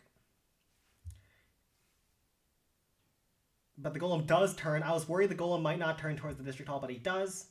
And whoa, wait, the Inferno Dragon has 1 HP left? Is it going to finish off another Super Dragon? Whoa! Secret's Inferno Dragon is OP. So his 2-star is secured. His Inferno Dragon is still going. 1 Rocket Balloon in the camp, 1 Barb to clear some trash buildings. He'll use it to finish off the Spirit Thrower real fast while the Golem is about to skip it. He'll get around 60%. But that was a sick Inferno Dragon, killing 2 Super Dragons halfway across the map. And now 1 more Rocket Balloon, sneak in, grab a cannon, grab an air defense. Make sure the Golem stays away from that Inferno Tower as long as possible. The enemy Super Dragon is frosted up. He's actually getting very high percent. He's crossing 70% on this hit. So very nice recovery after inting the Sparky into Inferno Tower Dragon. But he's not looking too bad here. Golem turns around towards the Spirit Thrower. He'll end at around 75%.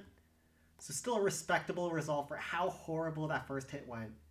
Like, if he got a little bit more on that first hit, he could have actually taken down the base, but now he's going to end at 77%.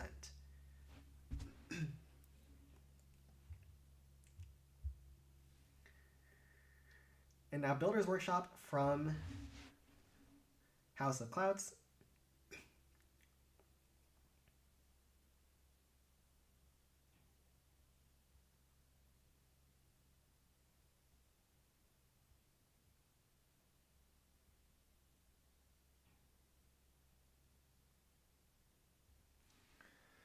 All right, FOONS Builder's Workshop is on the board, and I'll update the scorecard.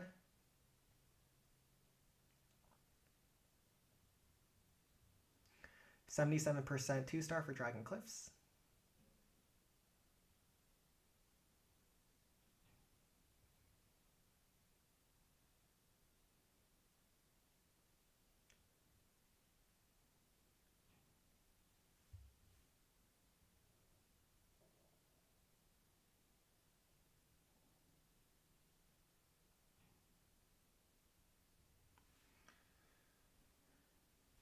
So FOONS is leading by 2 stars, but House of Clouds actually has percent by 22%. Yes, the secret. He actually didn't do too bad after how badly the first hit went.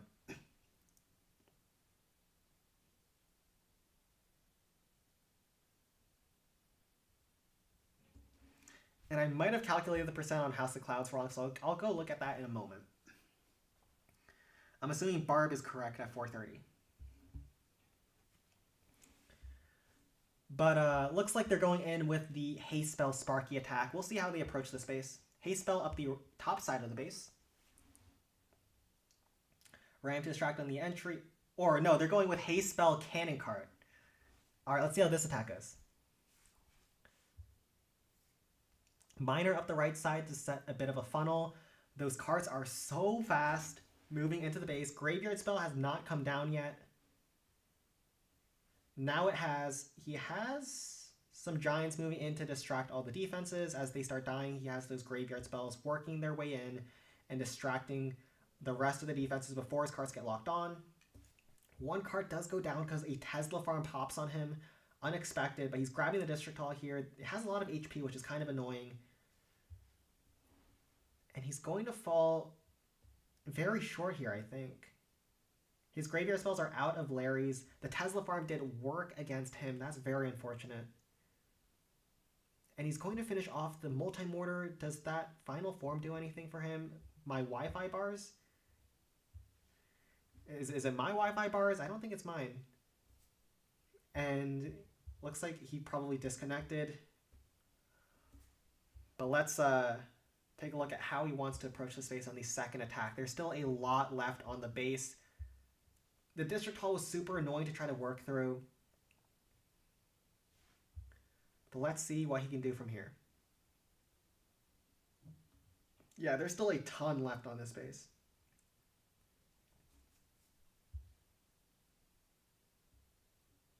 Okay, stop being. I will close the clan if. I'm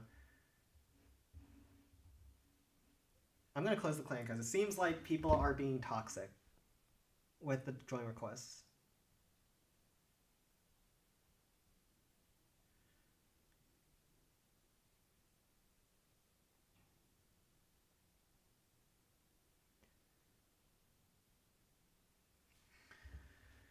All right, so no sending in requests. I will close the clan.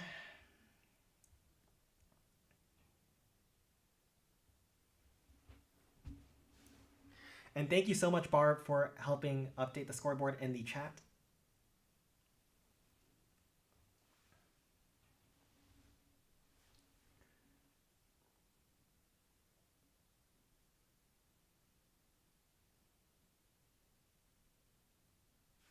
And now they are ready to go with their second hit.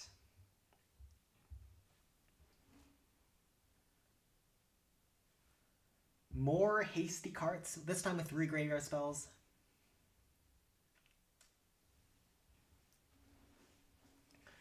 And let's see. Some rams to get the graveyard spells going. Actually, the barbs from the cart actually count towards graveyard spells. Like the Larrys and troops dying. He has some Hog Riders to try to stun defenses on the approach. One cart goes down. Does it go down to the cannon? It just survives at a sliver of HP, and then the Wizard Tower kills him.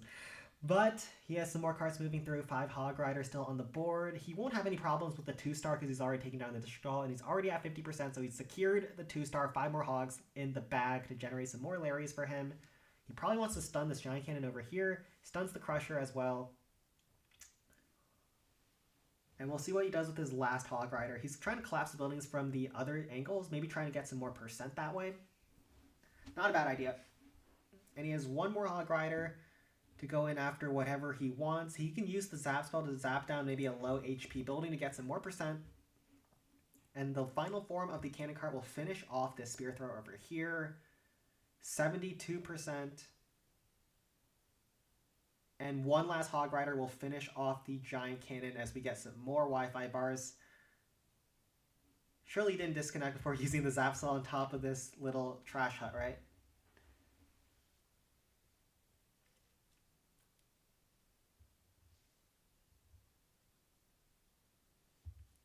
It looks like he disconnected without using his last Zap. I think he got... Or no, he used it right there.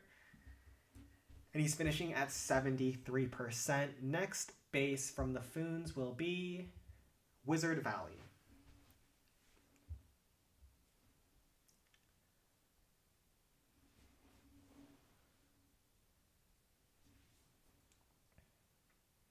So close this challenge and then Wizard Valley time.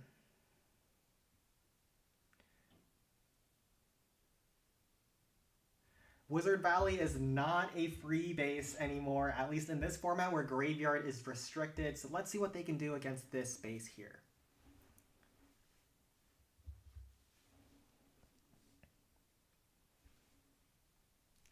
And they are in immediately. SKT1 Arona is in, and he's going in with Graveyard.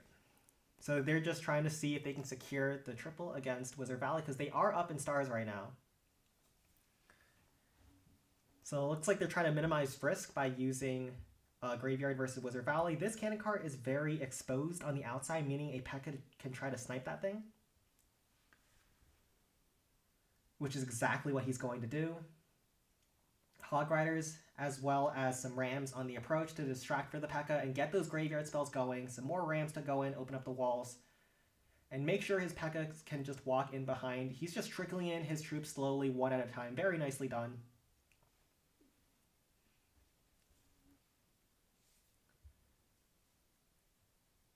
And the P.E.K.K.A slaps down the cannon cart, so the P.E.K.K.A has killed a second cart now. He still has a Graveyard spell left in the deployment bar. He drops on the backside, distracting Inferno Tower, as well as those other defenses back there. You don't have to spam him everything against the Wizard Valley. Let me reiterate, you can just slowly trickle in your troops. And look at that, there was a double giant bomb there that he was able to pull with the Rams because he didn't spam in his hogs too quickly. He's not having all of his hogs getting blown up at the very start. He still has a Hog Rider that he's holding on to. He's going to wait for his P.E.K.K.A to move through, I assume, and try to use those last few troops to distract the Inferno Tower and keep that P.E.K.K.A alive as much as possible. The P.E.K.K.A does a lot of damage, but it does get roasted by that Inferno Tower if you're not careful. So one more Ram to distract on the approach, one more Hog up the left-hand side of the base to cut the flank and kill that Spear Thrower. He's looking very solid right now. One more Barb in the deployment bar, and the P.E.K.K.A, with the help of the Zap, should get a couple more buildings at this point. Very solid attack. So the P.E.K.K.A is going to take out the Spear Thrower, reset the Inferno Tower before it gets fully ramped up. It'll get one shot on the air bombs, and the death damage will blow up the air bombs. And there is not much left on this base. So they decided to commit the Graveyard spell to just secure a triple versus Wizard Valley, and let's see if he can convert it.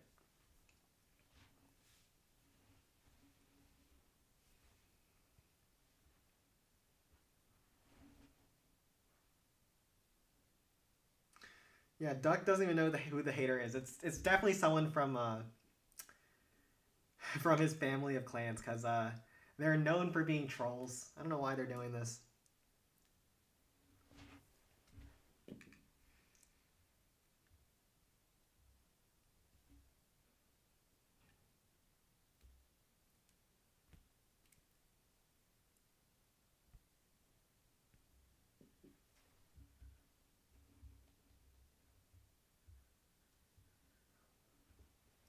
And now he is back in with his second attack. Heal spell, Graveyards, as well as more Hog Riders. One more P.E.K.K.A, assuming to try to take out that cannon car on the backside over there. Heal spell leading into the giant cannon over here. Graveyard spell over there. And he's starting in with his hogs at the right side to try to take out all of the point defenses on the approach.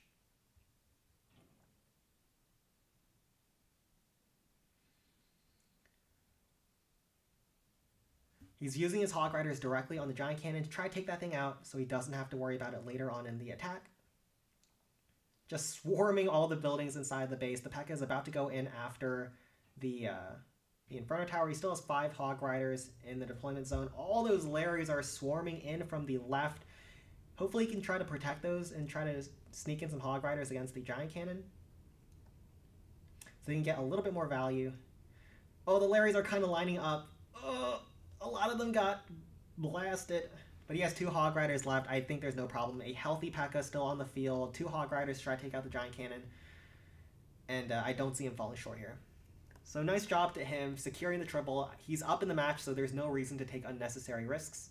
Just secure the triple against Wizard Valley to try to make sure they're looking good for the rest of this match.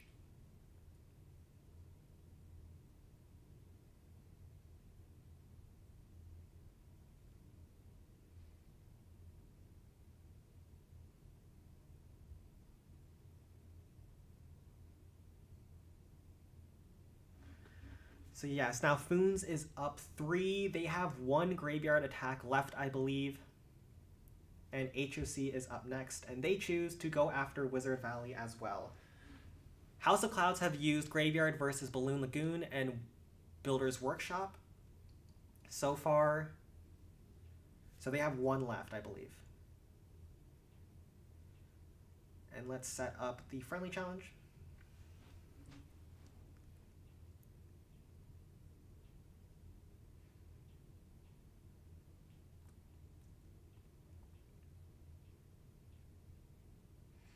So FOONS Wizard Valley is on the board. And best of luck to House of Clouds.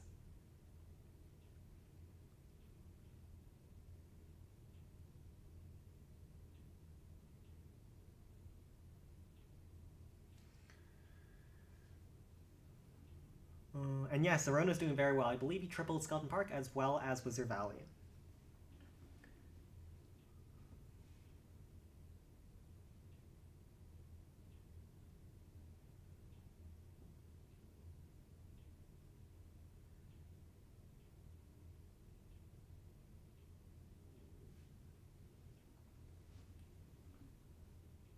And now they are in against Wizard Valley.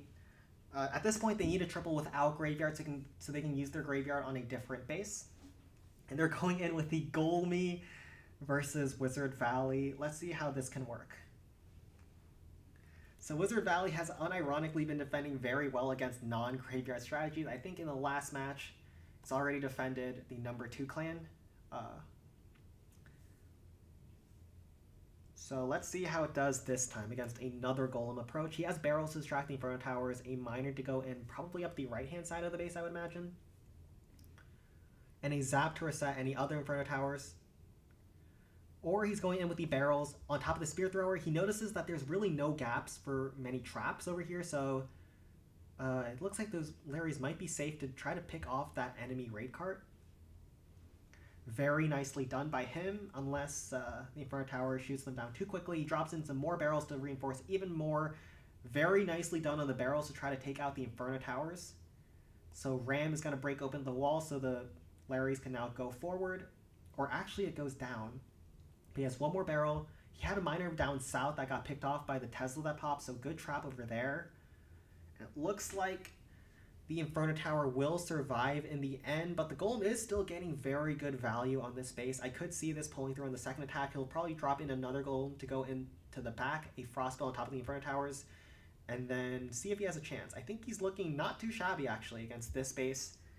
The barrels, even though they didn't grab the Inferno Tower, they were able to kill a lot of the buildings around it, as well as distract it for long enough to where the Golem was able to push all the way to the middle of the base.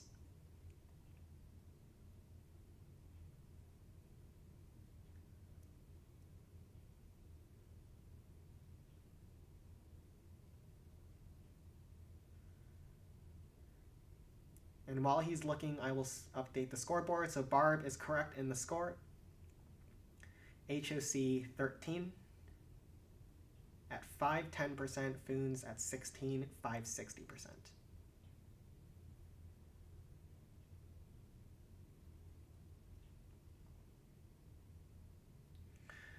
What's the point of upgrading the jump spell? The jump spell increases the radius of the spell, which helps out in actually a lot of cases, so definitely worth upgrading, especially after the buff.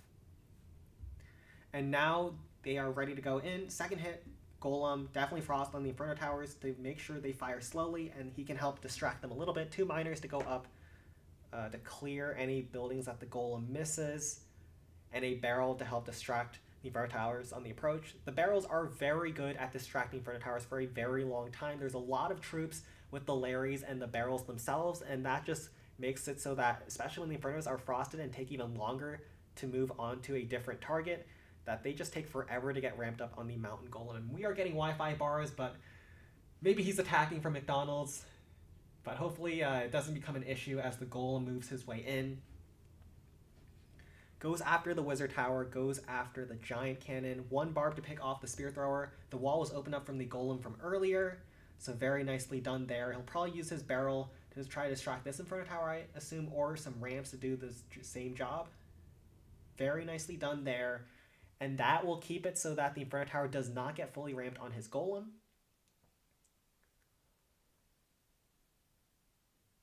So the cannon cart is a little bit too slow to try to get into the Golem and try to finish him off. And so the Golem is able to finish off the Inferno Tower before the cart is able to pull. And now he has a Zap spell, 2 miners left. A lot of the defenses are down. He uses his Zap to finish off the Spear Thrower. Interesting choice there. I probably would have held it for the Inferno Tower. But it looks like he'll probably use some miners instead to try to pick that thing off. Nicely done there. On top of the air defense, finish that thing off, and they'll then go after that Inferno Tower. Does the miner actually win that 1v1? It does. Whoa. Oh, there's 2 miners there. Okay, that's why. And this base should be going down. There shouldn't be too many traps to stop the Golem. He's pretty healthy for the backside without too many defenses still left, so nicely done here. Getting a triple without using a graveyard on top of Wizard Valley is very nice.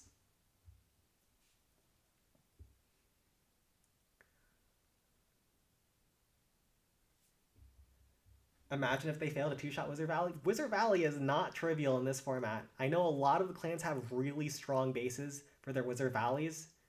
And if you're not careful and you don't want to use Graveyard Spell, you can fail.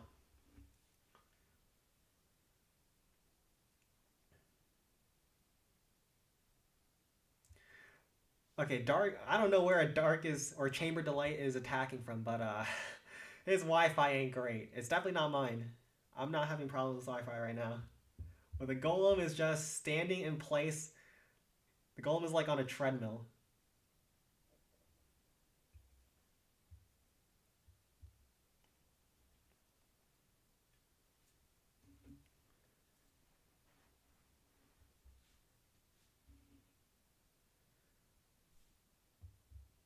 And now the Golem is moving his way through to the last building. He's already one shot, or he's already finished off the base. He probably just force quit the app. And that is a Wizard Valley 2-shot. Goblin Mines is the next base for the Foons. Let's see what they go in with. I think they have one more graveyard hit they used against Wizard Valley and Builder's Workshop, I believe. So they should have one to go in the bag. Oh, why am I looking from here? Let's get that set up.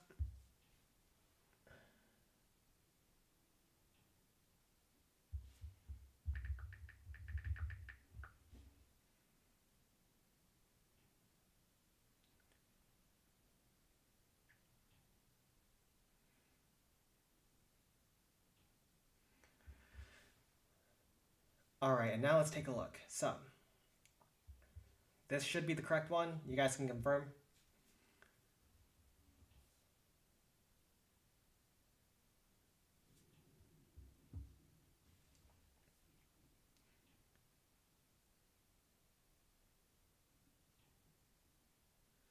And they're not wasting any time here, boys. They are going straight in. With a...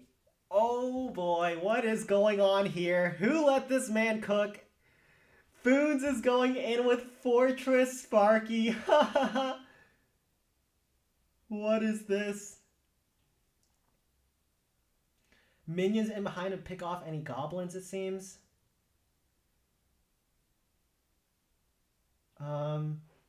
Does this work? When the goblins group up, he can also zap them down?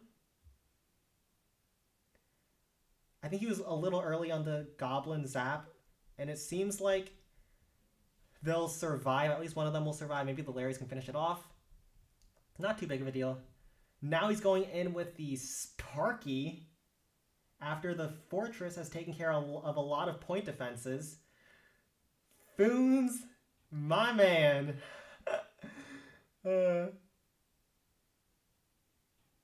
So the Sparky is now hasted up as well. The Wizard is in behind to clear any goblins. And also a Barb to help the Sparky kill the goblins over there. He's looking very solid right now. The Fortress should be able to finish off that cannon over there as the Sparky takes out that giant cannon. Very nicely done so far. He'll also have the haste spell down for the second attack if he wants to go in with a mountain golem.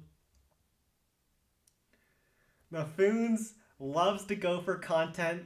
uh, but there's a couple goblins that are straying around. Let's see how he tries to finish off. Maybe a mountain golem to finish. He did not get the district hall, which is behind the blast bow, so he does need to get that on this next attack.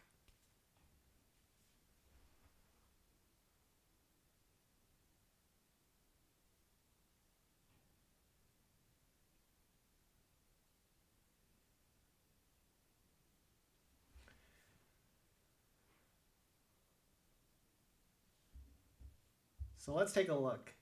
What's still on the base? So he's got the Inferno Tower. You can drop a mountain golem or whatever into the haste, like I thought. And I think he will definitely at least try to play it safe for the 2-star.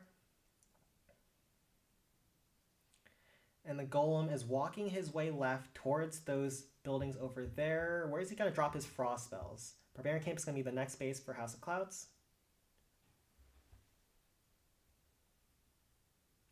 As long as he gets the 2-star, this shouldn't be too bad regardless. And the golem is going to finish off those goblins, pick off these 2 cannons and spear thrower combination before getting distracted by the goblins. 1 frost spell on top of the Inferno Tower and 1 on top of the blast bow. He's not going to cover the minion hive. And it looks like the golem is going to stand outside of range of the minion hive while attacking the goblins, maybe. There's 1 more goblin left in that thrower, and it just gets splashed down with the other pack. 2 hog riders left in the camp, 2 miners to finish off the district hall if that becomes a problem. I don't think he has enough, as the golem starts taking a ton of damage. 3 Teslas also pop, so he won't have enough, but still he'll get very solid percent and save on to the last graveyard hit for Golem Quarry, I believe, is their last district they haven't hit yet. So the golem is getting low. A lot of the defenses are frosted up. He'll use a ram to try to tank the Inferno Tower, I would assume. A miner to help assist, provide some extra DPS as well as make sure the golem works through and gets funneled into all the important targets inside the base. The Inferno Tower locks onto the miner, but when the miner goes down, the Inferno Tower gets reset, so not too big of a deal here. Bad news is that Goblin Thrower, though. He uses some Hog Riders to stun, very nicely timed, he uses the Hog Riders to stun the Inferno Tower while the Golem gets locked onto by the Goblin Thrower, so now his Hog Riders can sneak their way in and do a lot of damage. There's still a lot of defenses on the backside, so I'm not sure he's got this, but he has a Miner, a Barb, as well as a Ram. The Hog Riders are providing a little bit of a distraction. They pull a Zap Trap as well, very nice. One last Miner to try to take out that multi-cannon on the right-hand side. Barb will tank that Tesla for 1 shot. Golem finishes off the Reflector and will tank for the Miner now. He might actually get this. Whoa, hold on. This is so close.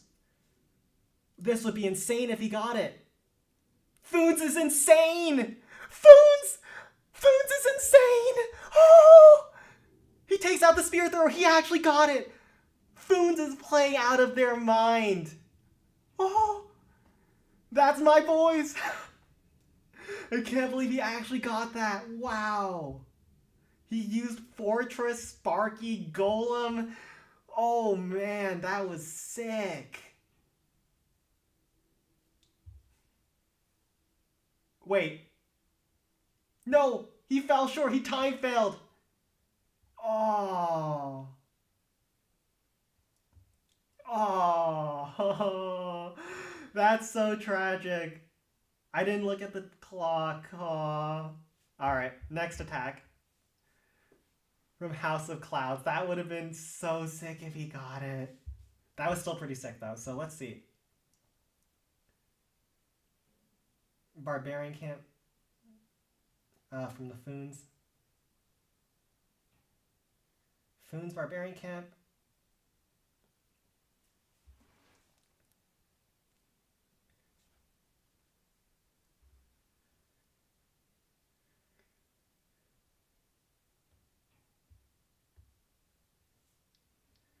And now House of Clouds is going in with their final attack, I think. against Barbarian Camp. They might have a graveyard hit left. I'm not sure. I think they do. So they can use Graveyard versus Barbarian Camp, I believe. But don't take my word for it. I would assume they know better than I do.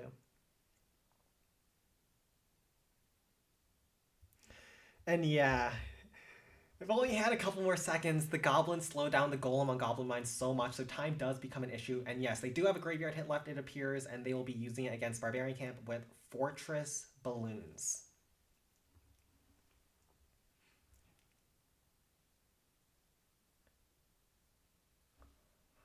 And he will frost the middle rocket artillery and air bombs. This air bombs is very exposed, and that's why he's going in with the graveyard loons.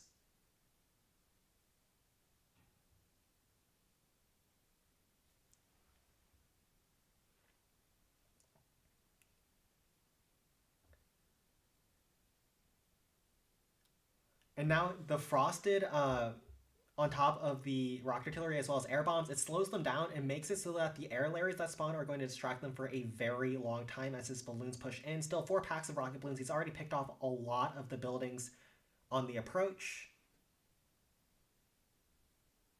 And yes, we're going into the final round of attacks. FOONS is up 2 stars. If they secure a 2-star on the next hit, they will win the match. They do have one more graveyard hit, and it's against Golem Corey. 2 more rocket balloons against this Barbarian Camp, and he's looking very solid here. This rocket balloon is a hero loon. He's going to take out this bomb tower, and I also think he's also going to have enough to take out this multi-cannon over here. What is up with Dark's Wi-Fi? So this is Dark. I think his account is named Chamber Delight for some reason. But his Wi-Fi always cutting out on him for some reason. 2 more balloons left. Once the minion picks off a couple more trash buildings, he can get an angle on top of the air bombs, which would be huge. Also, the balloon pitches off the multi-cannon so you can get an even better angle on them.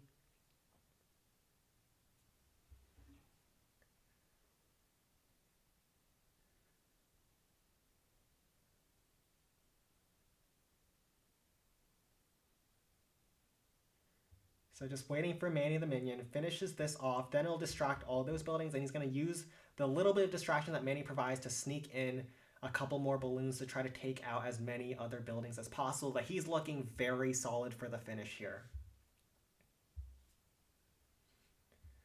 With 1 frostball already down on the rocket artillery, as well as he can just freeze the backside air bombs rocket artillery, with 2 graveyard spells, I assume this has to be enough to pull through.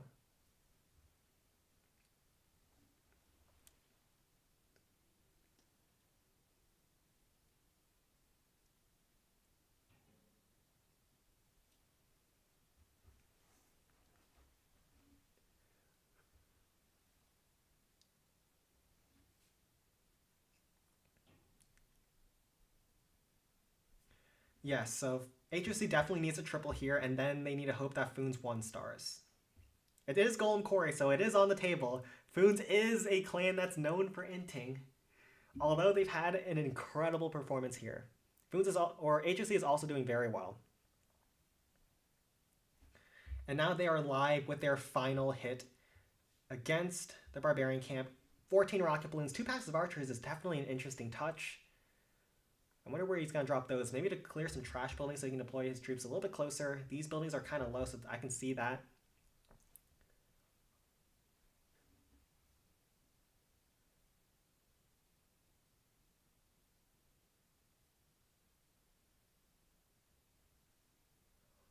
And let's see. So 14 rocket balloons, 2 graveyard spells, frost spell on top of this air bombs, and rocket artillery. He's using the archers to try to pick off this air bombs, I expect. So he's waiting for the Larrys to die out and go back, or the Giants to go back to their little post back there, and he's using the archers to pick off some of those key defenses. Very nicely done, and sneaks in another Barbarian to finish off this Rapid Rocket. Very good base identification, but he's gonna have to wait for those Larrys to die out, and that way the Giants can go back and stop annoying him. Drops down his graveyard spells now. And he just slowly working his way through. One more pack of archers finishes off the Tesla. He can get an angle on top of this air defense back here as well. I have to assume 14 rocket balloons is enough for this. So let's see how he does it. So 2 rocket balloons on the bottom side, kill the cannon quickly to sneak into that spear thrower. A bomb actually pops and kills a couple of those balloons. 1 balloon to pick off the air defense, 2 balloons to pick off that rock artillery, 5 more balloons left in his camps. Graveyard spells are still spawning Larrys. He's looking very good now with 5 balloons and a swarm of Larrys about to move through. 1 minute 24 on the clock. Are there any buildings in the corners? No, there are not. So time will not be the deciding factor on this attack, unlike against the Goblin Mines, which I wasn't paying attention to. But 3 more rocket balloons is going to be way more than enough. HOC is going to land a super solid final triple against the Barbarian camp and secure themselves 19 stars. 19 stars would have been enough to beat either team on the last match, but it looks like FOONS might be able to beat that score. We'll have to see. They have Golem Quarry left. Dark's Wi-Fi is it's something special here. He's swagging 3 rocket balloons, so very nicely done to him. Absolutely smashing this Barbarian camp for their last hit. And let's take a look at what the FOONS will need.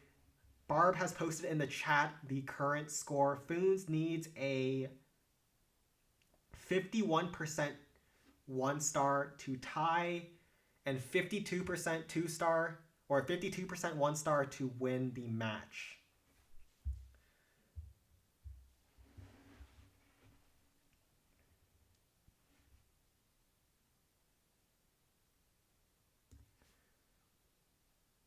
And I don't personally mind if you challenge the Builder's Workshop once again, but didn't you guys smash that base? Maybe you want to try a different plan.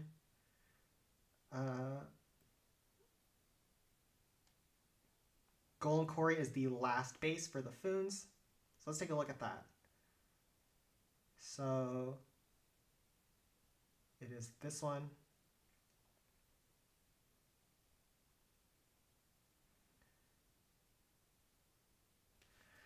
House of Clouds, Golem Quarry, 51% 1-star to tie, and 52% 1-star to win.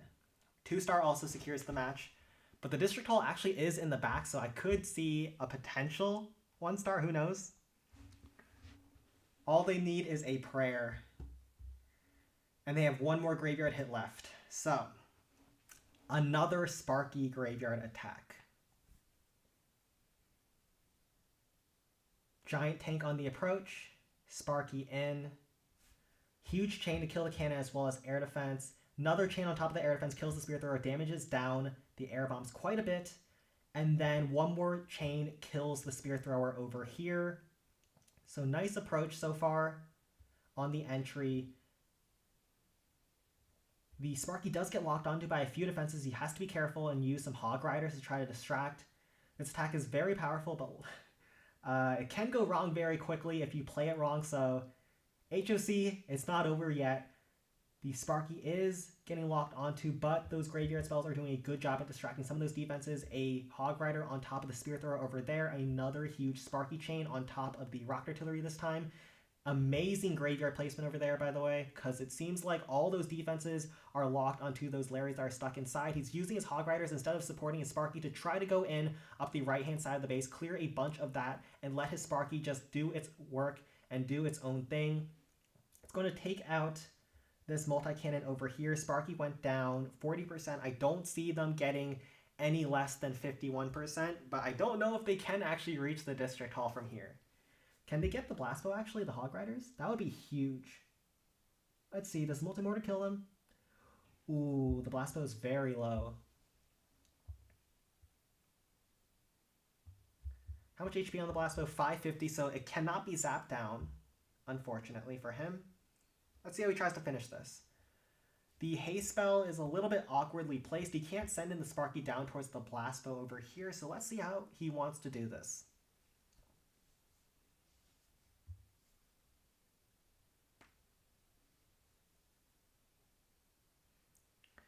Yeah, so I think he only needs 12% from here to win the match.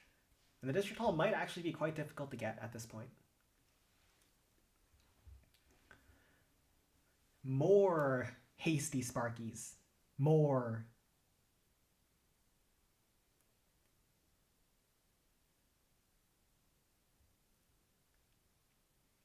He's using the rams and barbs to finish off the blast bow. Very nicely done there.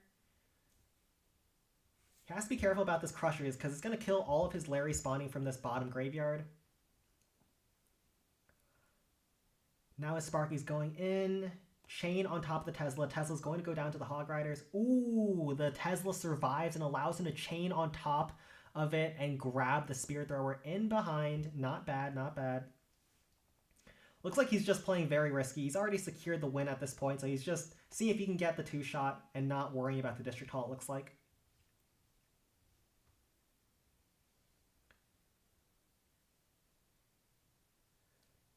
And now he actually has no troops to try to kill the District Hall. He's going all in. No chill. One more ram to go in to distract. Hog Rider up the right-hand side of the base. He actually has nothing to kill the District Hall. This man's got no chill. But yeah, so it looks like he's probably going to fall short at a 1-star here, but he's gotten enough percent to win the match at 19-19, ending off on a 1-star as any good FOONS attacker does it. And yes, that will be the first 2 matches. So the number 2 team from China won the first match, and then FOONS will be taking the second matchup. There will be a third match later today, between White Wolves NL and Rebirth. That'll be at 4 p.m. EST to 6 p.m. EST. So we'll be getting set up for that in a couple of hours. Hopefully things go more smoothly then. Thank you all for coming out for the first part of the Day 1 Swiss stage. There's still much more action to come from this weekend, as well as the semifinals, as well as finals coming up in the next weekend. So take care, everyone, and I'll see you for the White Wolves NL match later.